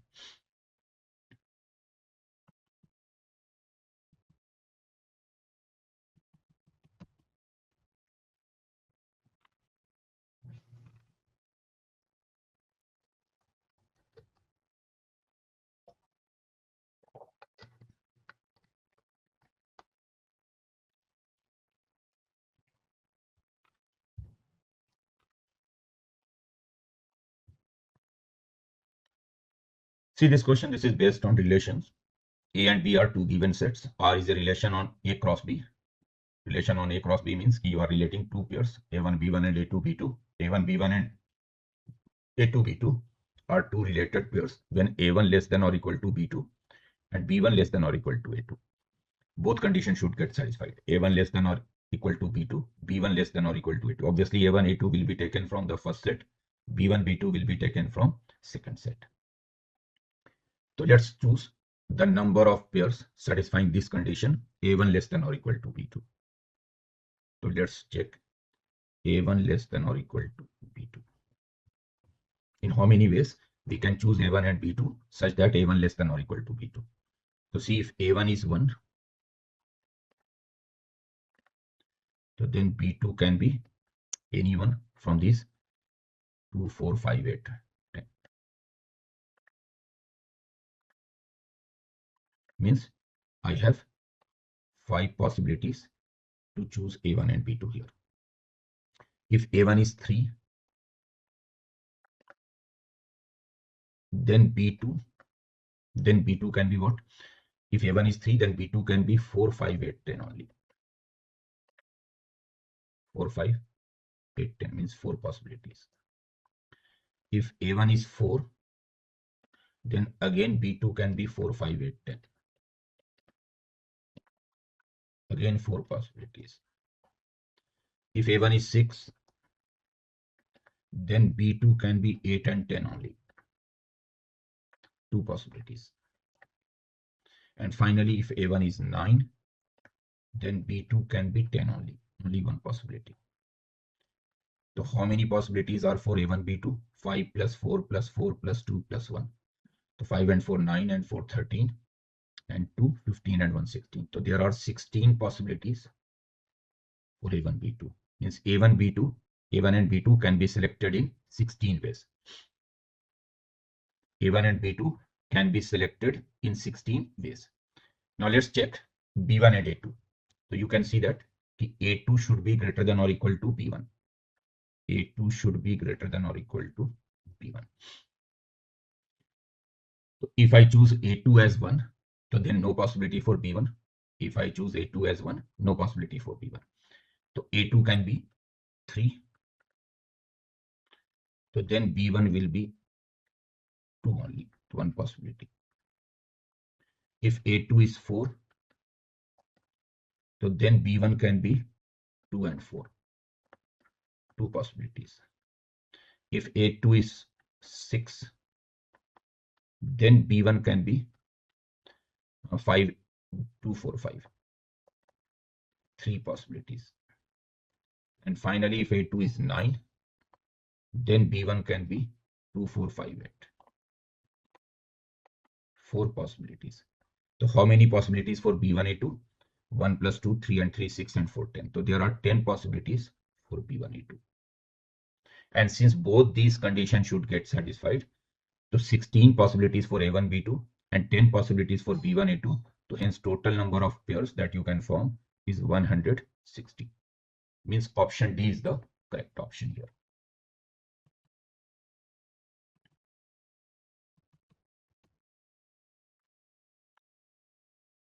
See this question. This is from differential equations.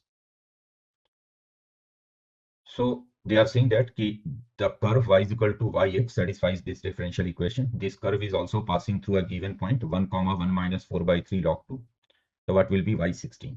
So basically you have to get the function y first and then the value of the function at 16. Now see, if I divide the whole equation, by 2 times x square plus x raised to 5 by 4 dx. So I will get dy by dx minus x plus x raised to 4 over x square plus x raised to 5 by 4, 2 also here. Y is equal to x raised to 9 by 4 over 2 times x square plus x raised to 5 by 4. And now you can see that it is a linear differential equation. Dy by dx py q. Dy by dx py q. What I've done simply, I've divided the whole equation by 2 times x square plus x raised to 5 by 4 dx. Let's simplify a bit here. So it is dy by dx. In the denominator, I can take x common. So this will be x plus x raised to 1 by 4, which is cancelled. So I'm getting 1 by 2xy here. And on the right side also, x raised to 5 by 4 can be taken out. X raised to 5 by 4 can be taken out. So x raised to 9 by 4 minus 5 by 4. So it is x here in the numerator. And in the denominator, 2 times 5 by 4, 2 minus 5 by 4, x raised to 3 by 4 plus 1. So it can be written like this. Now let's find its integrating factor. So integrating factor is e raised to p dx. P is minus 1 by 2x. So it is e raised to minus half log x. So integrating factor is x raised to minus half. Now what will be the solution? Left side y into integrating factor. Right side q into integrating factor. Q is this quantity, x over 2 times x raised to 3 by 4 multiply with x raised to minus half. So ultimately, right side will become x raised to half over 2 times x raised to 3 by 4 plus 1 dx.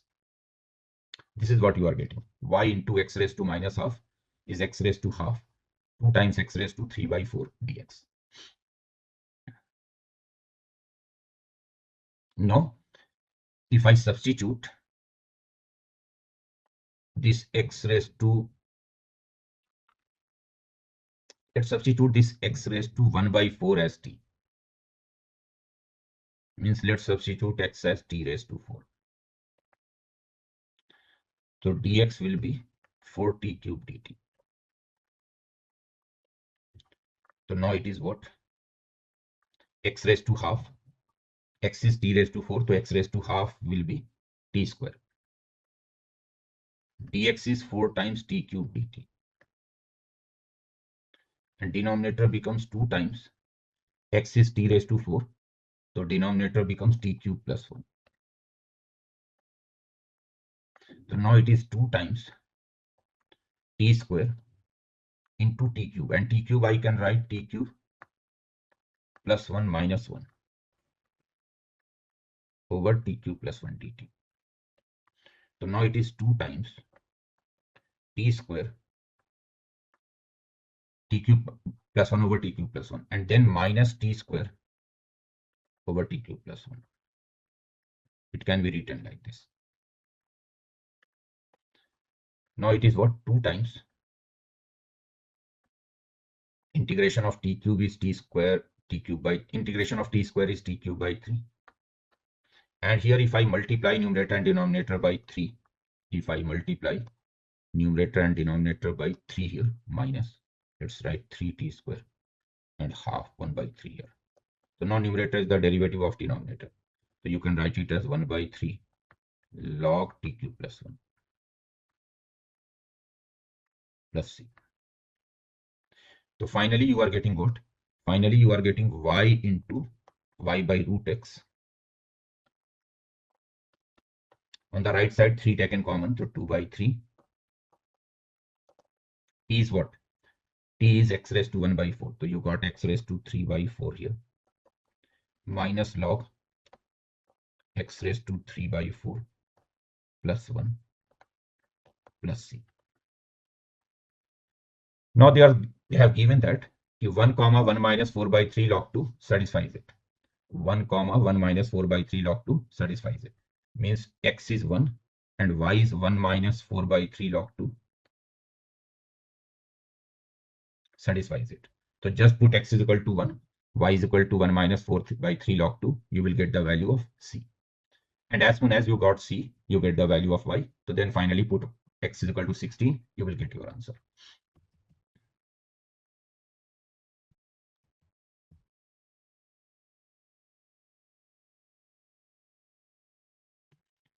I think I have done some calculation error. They have got x raised to minus half. Oh, they get rid of 2 things in the value. Let me check. Maybe I have done some calculation. Oh, yes, I got my error. It was already 2 here in the numerator. It was 2x raised to 9 by 4 here. Right? It was already 2 here in the numerator. So when I'm dividing by 2, this 2 disappears. We won't have 2 here. So that means we won't have 2 here. That means we won't have 2 here. That means we won't have 2 here. That means we will have 4 here. 4 here. 4 here. And 4 by 3 here. So let me change. 2 disappears actually. So ultimately we will get 4 here. We will get 4 here. We will get 4 here. We will get 4 by 3 here. Now just put x is equal to 1, y is equal to 1 minus 4 by 3 log 2. You can see. Finally you got this. When you put x is equal to 1 and y is equal to 1 minus 4 by 3 log 2 here. So ultimately c comes out to be minus 1. C comes out to be x is 1, y is 4 by 3 minus 4 by 3 log 2. So xc will be minus 1 by 3. So your curve is this. And in this curve, finally what they are asking y 16, I think. So put x is equal to 16 here. Put x is equal to 16, you will get your answer. Simple calculation, so I'm just avoiding my calculation thing. You can do the calculation part.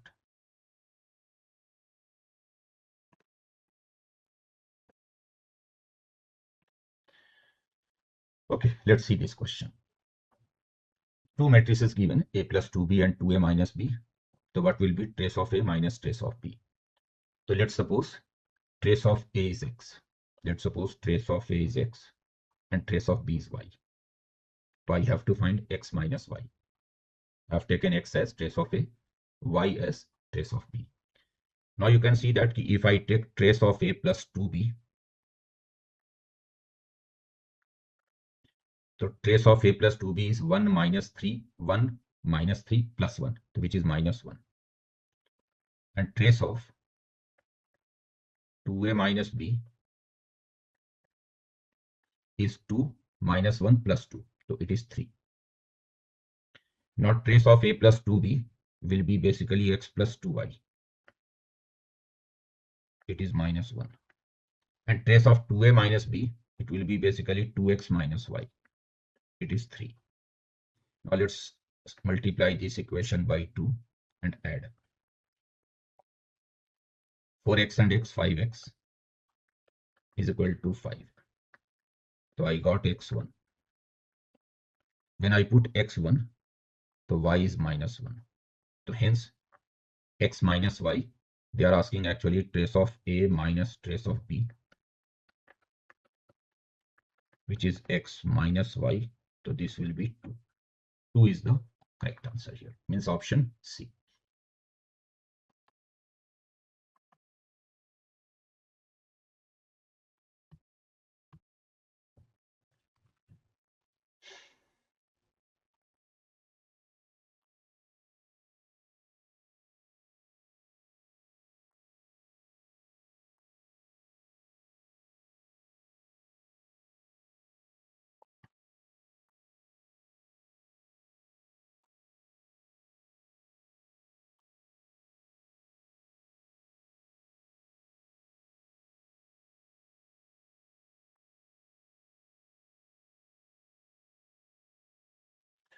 Okay, let's see this question. This is from ITF, inverse trigonometric functions. Sin inverse x over A, cos inverse x over B, tan inverse y over C, all three are equal. So let's say sin inverse x over A, cos inverse y over B, tan inverse y over C, sin inverse x over A, cos inverse x over B, tan inverse y over C. Let's say each of them is equal to, let's say each of them is equal to t. So I can say that sin inverse x is 80. So I can say that sin 80 is x. Or let me write sin inverse x only. Sin inverse x is 80. Cos inverse x is bt. And tan inverse y is ct. Now you know that sin inverse x plus cos inverse x is pi by 2. So 80 plus bt is pi by 2. 80 plus bt is pi by 2. So this gives you a plus b is equal to pi by 2t.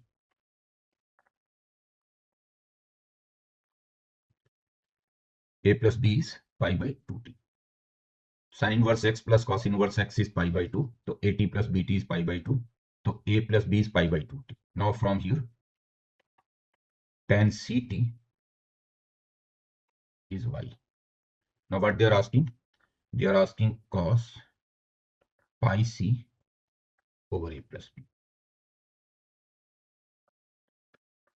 So this is cos pi c over a plus b, and a plus b is pi over 2t. A plus b is pi over 2t. Pi is cancelled. So I got here cos, pi cancelled actually. So I got here cos 2ct. Cos 2ct. And cos 2 theta can be written as 1 minus tan square theta over 1 plus tan square theta. So it is 1 minus tan square ct over 1 plus tan square ct. Cos 2 theta is 1 minus tan square theta over 1 plus tan square theta. Tan ct is y. So it is 1 minus y square over 1 plus y square. Means option A is the correct option here, right?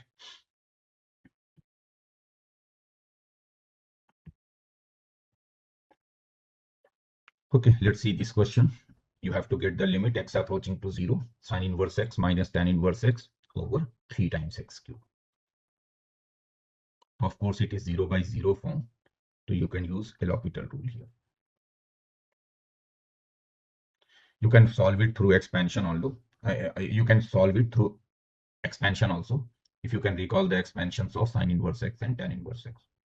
Or you can use inverse trigonometric formula also. First convert sin inverse x in terms of tan inverse x and use the formula tan inverse x minus tan inverse y. But L'Hopital will be easy, just differentiate. So derivative of sin inverse x is 1 over under root 1 minus x square. Derivative of tan inverse x is 1 over 1 plus x square. And in the denominator, I will have 9x square. Now I can write it as limit x approaching to 0. 1 minus x square raised to minus half. Then 1 plus x square raised to minus 1 divided by 9x square. Now let's differentiate again because it is still 0 by 0 form. So if I differentiate it again, I will get minus half 1 minus x square raised to minus 3 by 2. And then derivative of 1 minus x square is minus 2x. Then plus 1 plus x square raised to minus 2. Derivative of x square is 2x. All divided by 18x. Now x can be cancelled from numerator and denominator. Just take this x common. So this denominator x is cancelled. Now when you put x is equal to 0 here, so these 2 and 2 cancel. These 2 here and these 2 cancel. Minus minus plus. So you are getting 1. Here x is 0, so you are getting 2 by 18. So it is 1 by 6. And this limit is given as L. So 6L is 1. And hence 6L plus 1 will be 2. Means option C is the correct option here.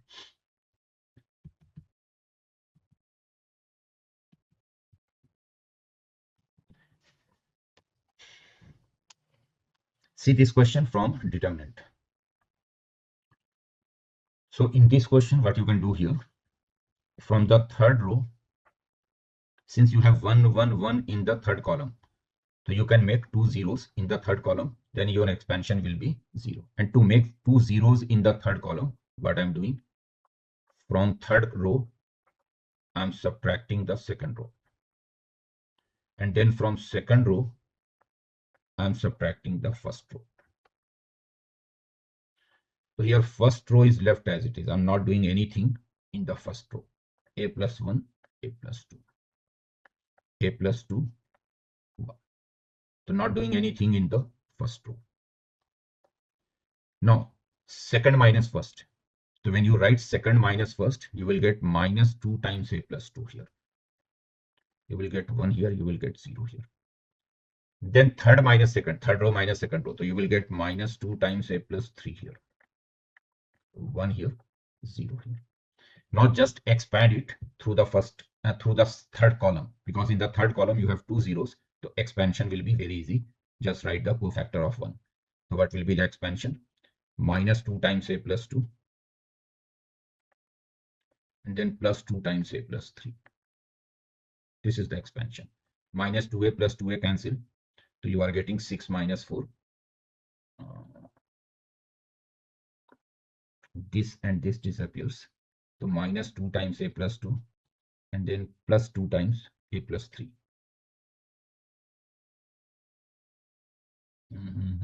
I think I've done error here. It will be plus 2 here. It will be plus 2 here. Second minus first. A plus 2 taken common. Yes, plus 2.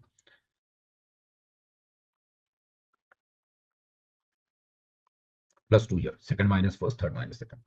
So ultimately I'm getting what? 2 times A plus 2 minus 2 times A plus 3. 2 times a plus 2 minus 2 times a plus 3, 2 cancel, 4 minus 6 minus 2. So minus 2 is the correct option here, option C.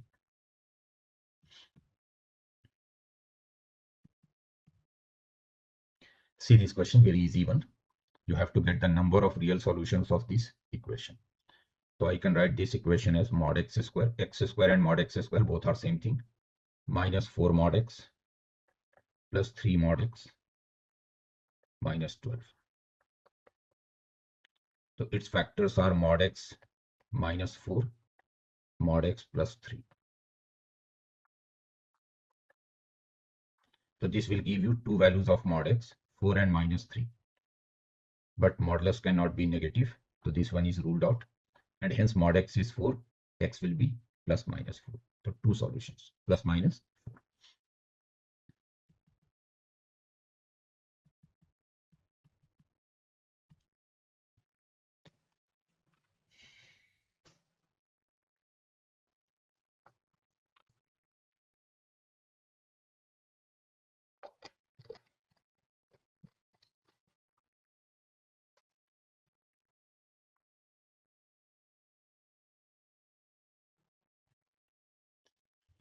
See this question, this is from 3-dimension geometry, 3D. Two lines are given. The shortest distance between these two lines is 9. What will be alpha? Alpha is positive. So straight away use shortest distance formula.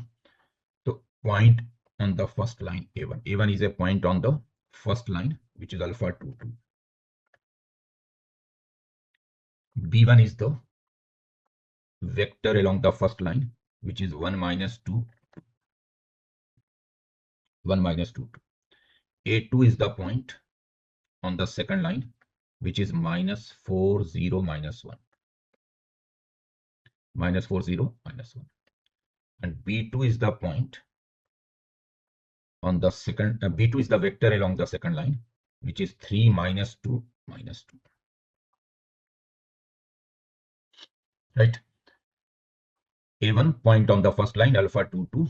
B1 vector along the first line, 1, minus 2. A2 point on the second line, minus 4, 0, minus 1. B2 vector along the second line, 3, minus 2, minus 2. Now let's find B1 cross B2. B1 cross B2. So it is I, J, K. 1, minus 2, 2. 3, minus 2, minus 2. Now let's expand. So you are getting what? You are getting 4 and this plus 4. 4 plus 4, it is 8i. Then J. Let me check I. 4 plus 4, not J. So J you will get, J means this one and this one disappears. This one and this one. So you are getting minus 2 and minus 6. So 8J again. And K. You are getting minus 2 and plus 6. So 4K. Now what will be shortest distance? Shortest distance will be A1 minus A2 dot B1 cross B2 over mod B1 cross B2.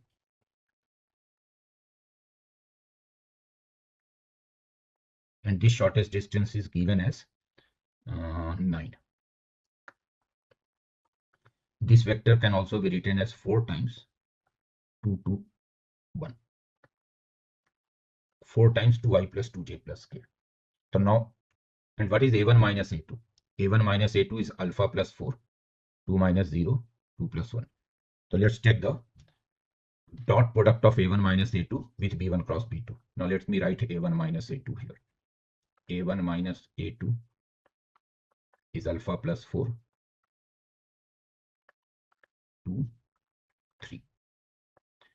So now let's take the cross product, dot product of A1 minus A2 with B1 cross B2. So you will get 4. Alpha plus 4 into 2, so 2 alpha plus 8.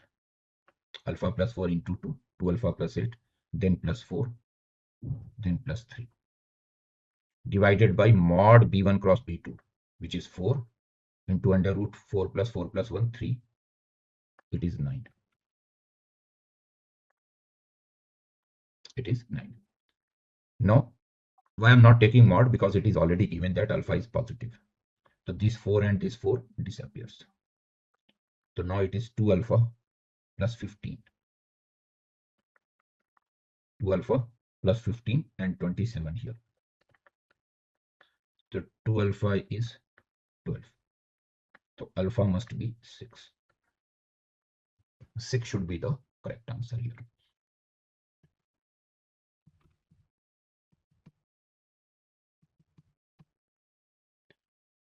Okay, see this question. In this question, they are saying that a rectangle is inscribed in an equilateral triangle of side length 2 root 2, as shown in the figure. Then what will be the square of the largest area of such rectangle? Side length of the rectangle, side length of the triangle is given 2 root 2. You have to find the square of the largest area of the, means you have to find, maximize the area of the rectangle, right? So now let's say the length of the rectangle from here to here. Let's say this length is L. Let's say the length of the rectangle is L and breadth is P. Now obviously this angle is 60 degree here. And suppose this length from here to here, it is X. So obviously this length from here to here is also X. Just by symmetry, you can say that it is also X. Now from this right triangle, I can say that keep tan 60 degree is B by X. Tan 60 degree, B by X, tan 60 is root 3. So B is root 3X. So what is L now? L is complete length of the triangle is 2 root 2. Side length of the triangle is 2 root 2 minus 2X. This will be L. X here, X here. So 2 root 2 minus 2X, that will be L.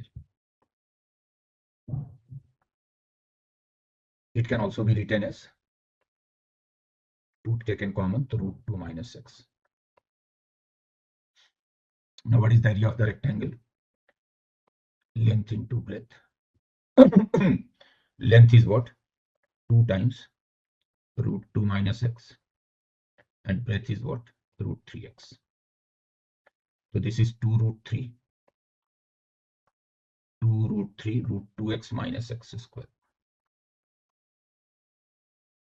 2 root 3 root 2X minus X square. Let's say it is Fx. Now if you differentiate, its derivative will be 2 root 3 root 2 minus 2X. So derivative is 0 when X is 1 by root 2. So maximum area you will get when X is 1 by root 2. Now when you put X is equal to 1 by root 2, what will be the area? Area will be 2 root 3 root 3 root 2X, root 2 into 1 by root 2, which is 1 minus 1 by 2. So maximum area is root 3. They are asking square of the largest area, means they are asking A square. So A square will be 3. So this is the square of the largest area, which is 3. 3 should be the answer.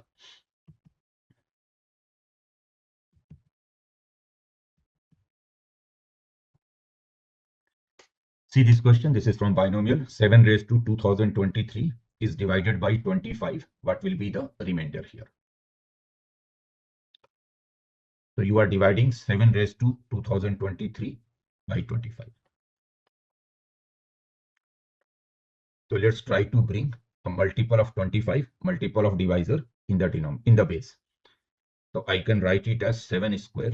7 square will be 49, and 49 is 50 minus 1. 50 is a multiple of 25. 2023. So let's write 1011 here. 1011 into 2 is 2022, but I have 2023. So let's multiply with 17 here. So now it is 7. 7 square is 49, which is 50 minus 1 raised to 1011. So now obviously when I divide by 25, so this 50 is divisible by 25. So your remainder will be what? Remainder will be 7 into minus 1 raised to 101, which is minus 7. but you will not write the answer as -7 since you are dividing by 25. So remainders cannot be negative. So since you are dividing by 25, so your actual remainder will be 25 minus 7, which is 18. So 18 should be the correct answer here.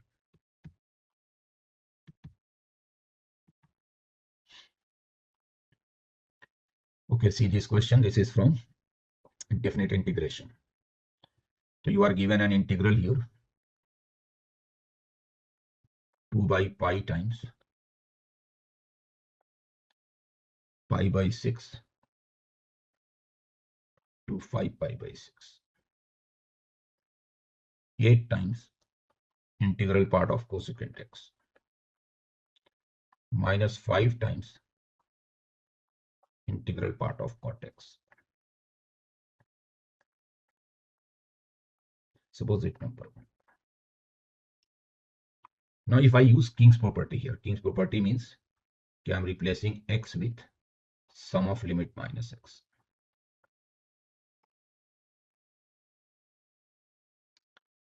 So actually sum of limit is pi here, and cosecant pi minus x is cosecant x only. So there will not be any change in this first one.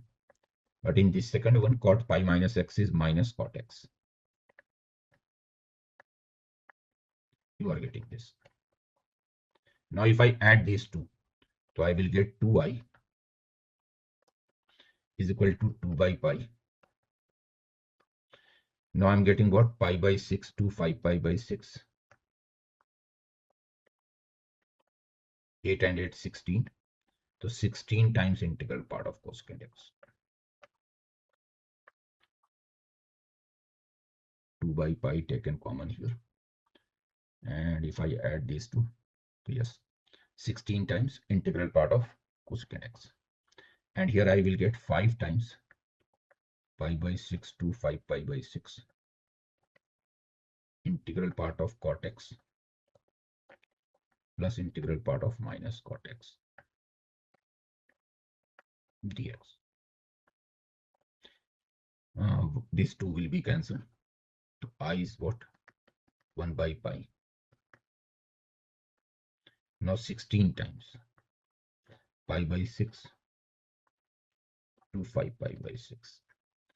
And see, when x varies between pi by 6 and 5 pi by 6, the cosecant pi by 6 is 2, cosecant 5 pi by 6 is also 2. And between pi by 6 and 5 pi by 6, between pi by 6 and 5 pi by 6, cosecant always lies between 1 and 2. Always lies between 1 and 2. So this integral part will become 1 only. So it is dx here. Cosecant lies between 1 and 2. So integral part is 1. And here 5 pi by 6 to 5 pi by 6.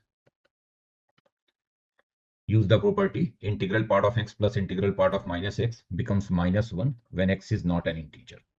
So between pi by 6 and 5 pi by 6, between pi by 6 and 5 pi by 6, integral part of cot x plus integral part of minus cot x will be integer at some point, at some finite point. For example, at pi by 2, cot x will be integer, cot x will be 0. But even if I remove some of the points, there will not be any change in the area. Definite integral is basically area.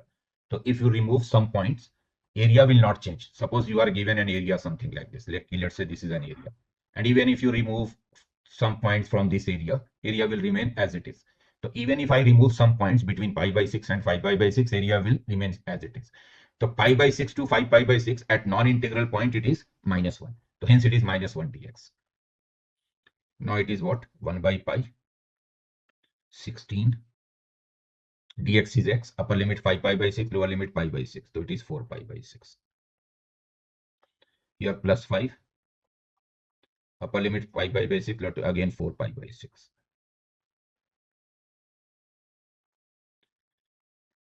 Pi by 6 can be taken out. So 1 by pi into pi by 6 is taken out. Inside the bracket you have what? You have 16 into 4, 64 plus 20. So basically it is 1 by 6 and this is what? 84.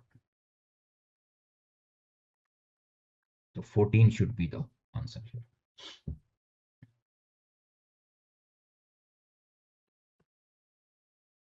Right? Okay, see this question. This is from hyperbola. Hyperbola is given here. The length of transverse, sum of the length of transverse axis and conjugate axis is given. Eccentricity is under root 11 by 2. So what will be a square plus b square?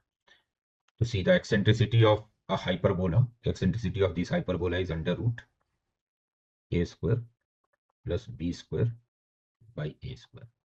And it is given under root 11 by 2. So this gives you 4a square plus 4b square is 11a square. So hence 4b square is 7a square. So you can say that b is what? B is root 7 by 2a. B is root 7 by 2a. Now they are saying that if I add the transverse axis and the conjugate axis, the sum of the length of transverse and conjugate axis is 4 times 2 root 2 plus root 14. Now let's put the value here. So it is 2a plus 2b. 2b is root 7a. Here I can take root 2 common. So 4 root 2. So I will get 2 plus root 7. And on the left side, I can take a common. So 2 plus root 7 cancel. A will be 4 root 2. And when a is 4 root 2, so I can get a square plus b square. Actually, b square is what? 7 by 4a square. B square is 7 by 4a square. So if what they are asking a square plus b square. A square 7a square by 4. So it is 11a square by 4. 11 by 4. And a square is what? 32. So it should be 88. So 88 is the correct answer here. Yes.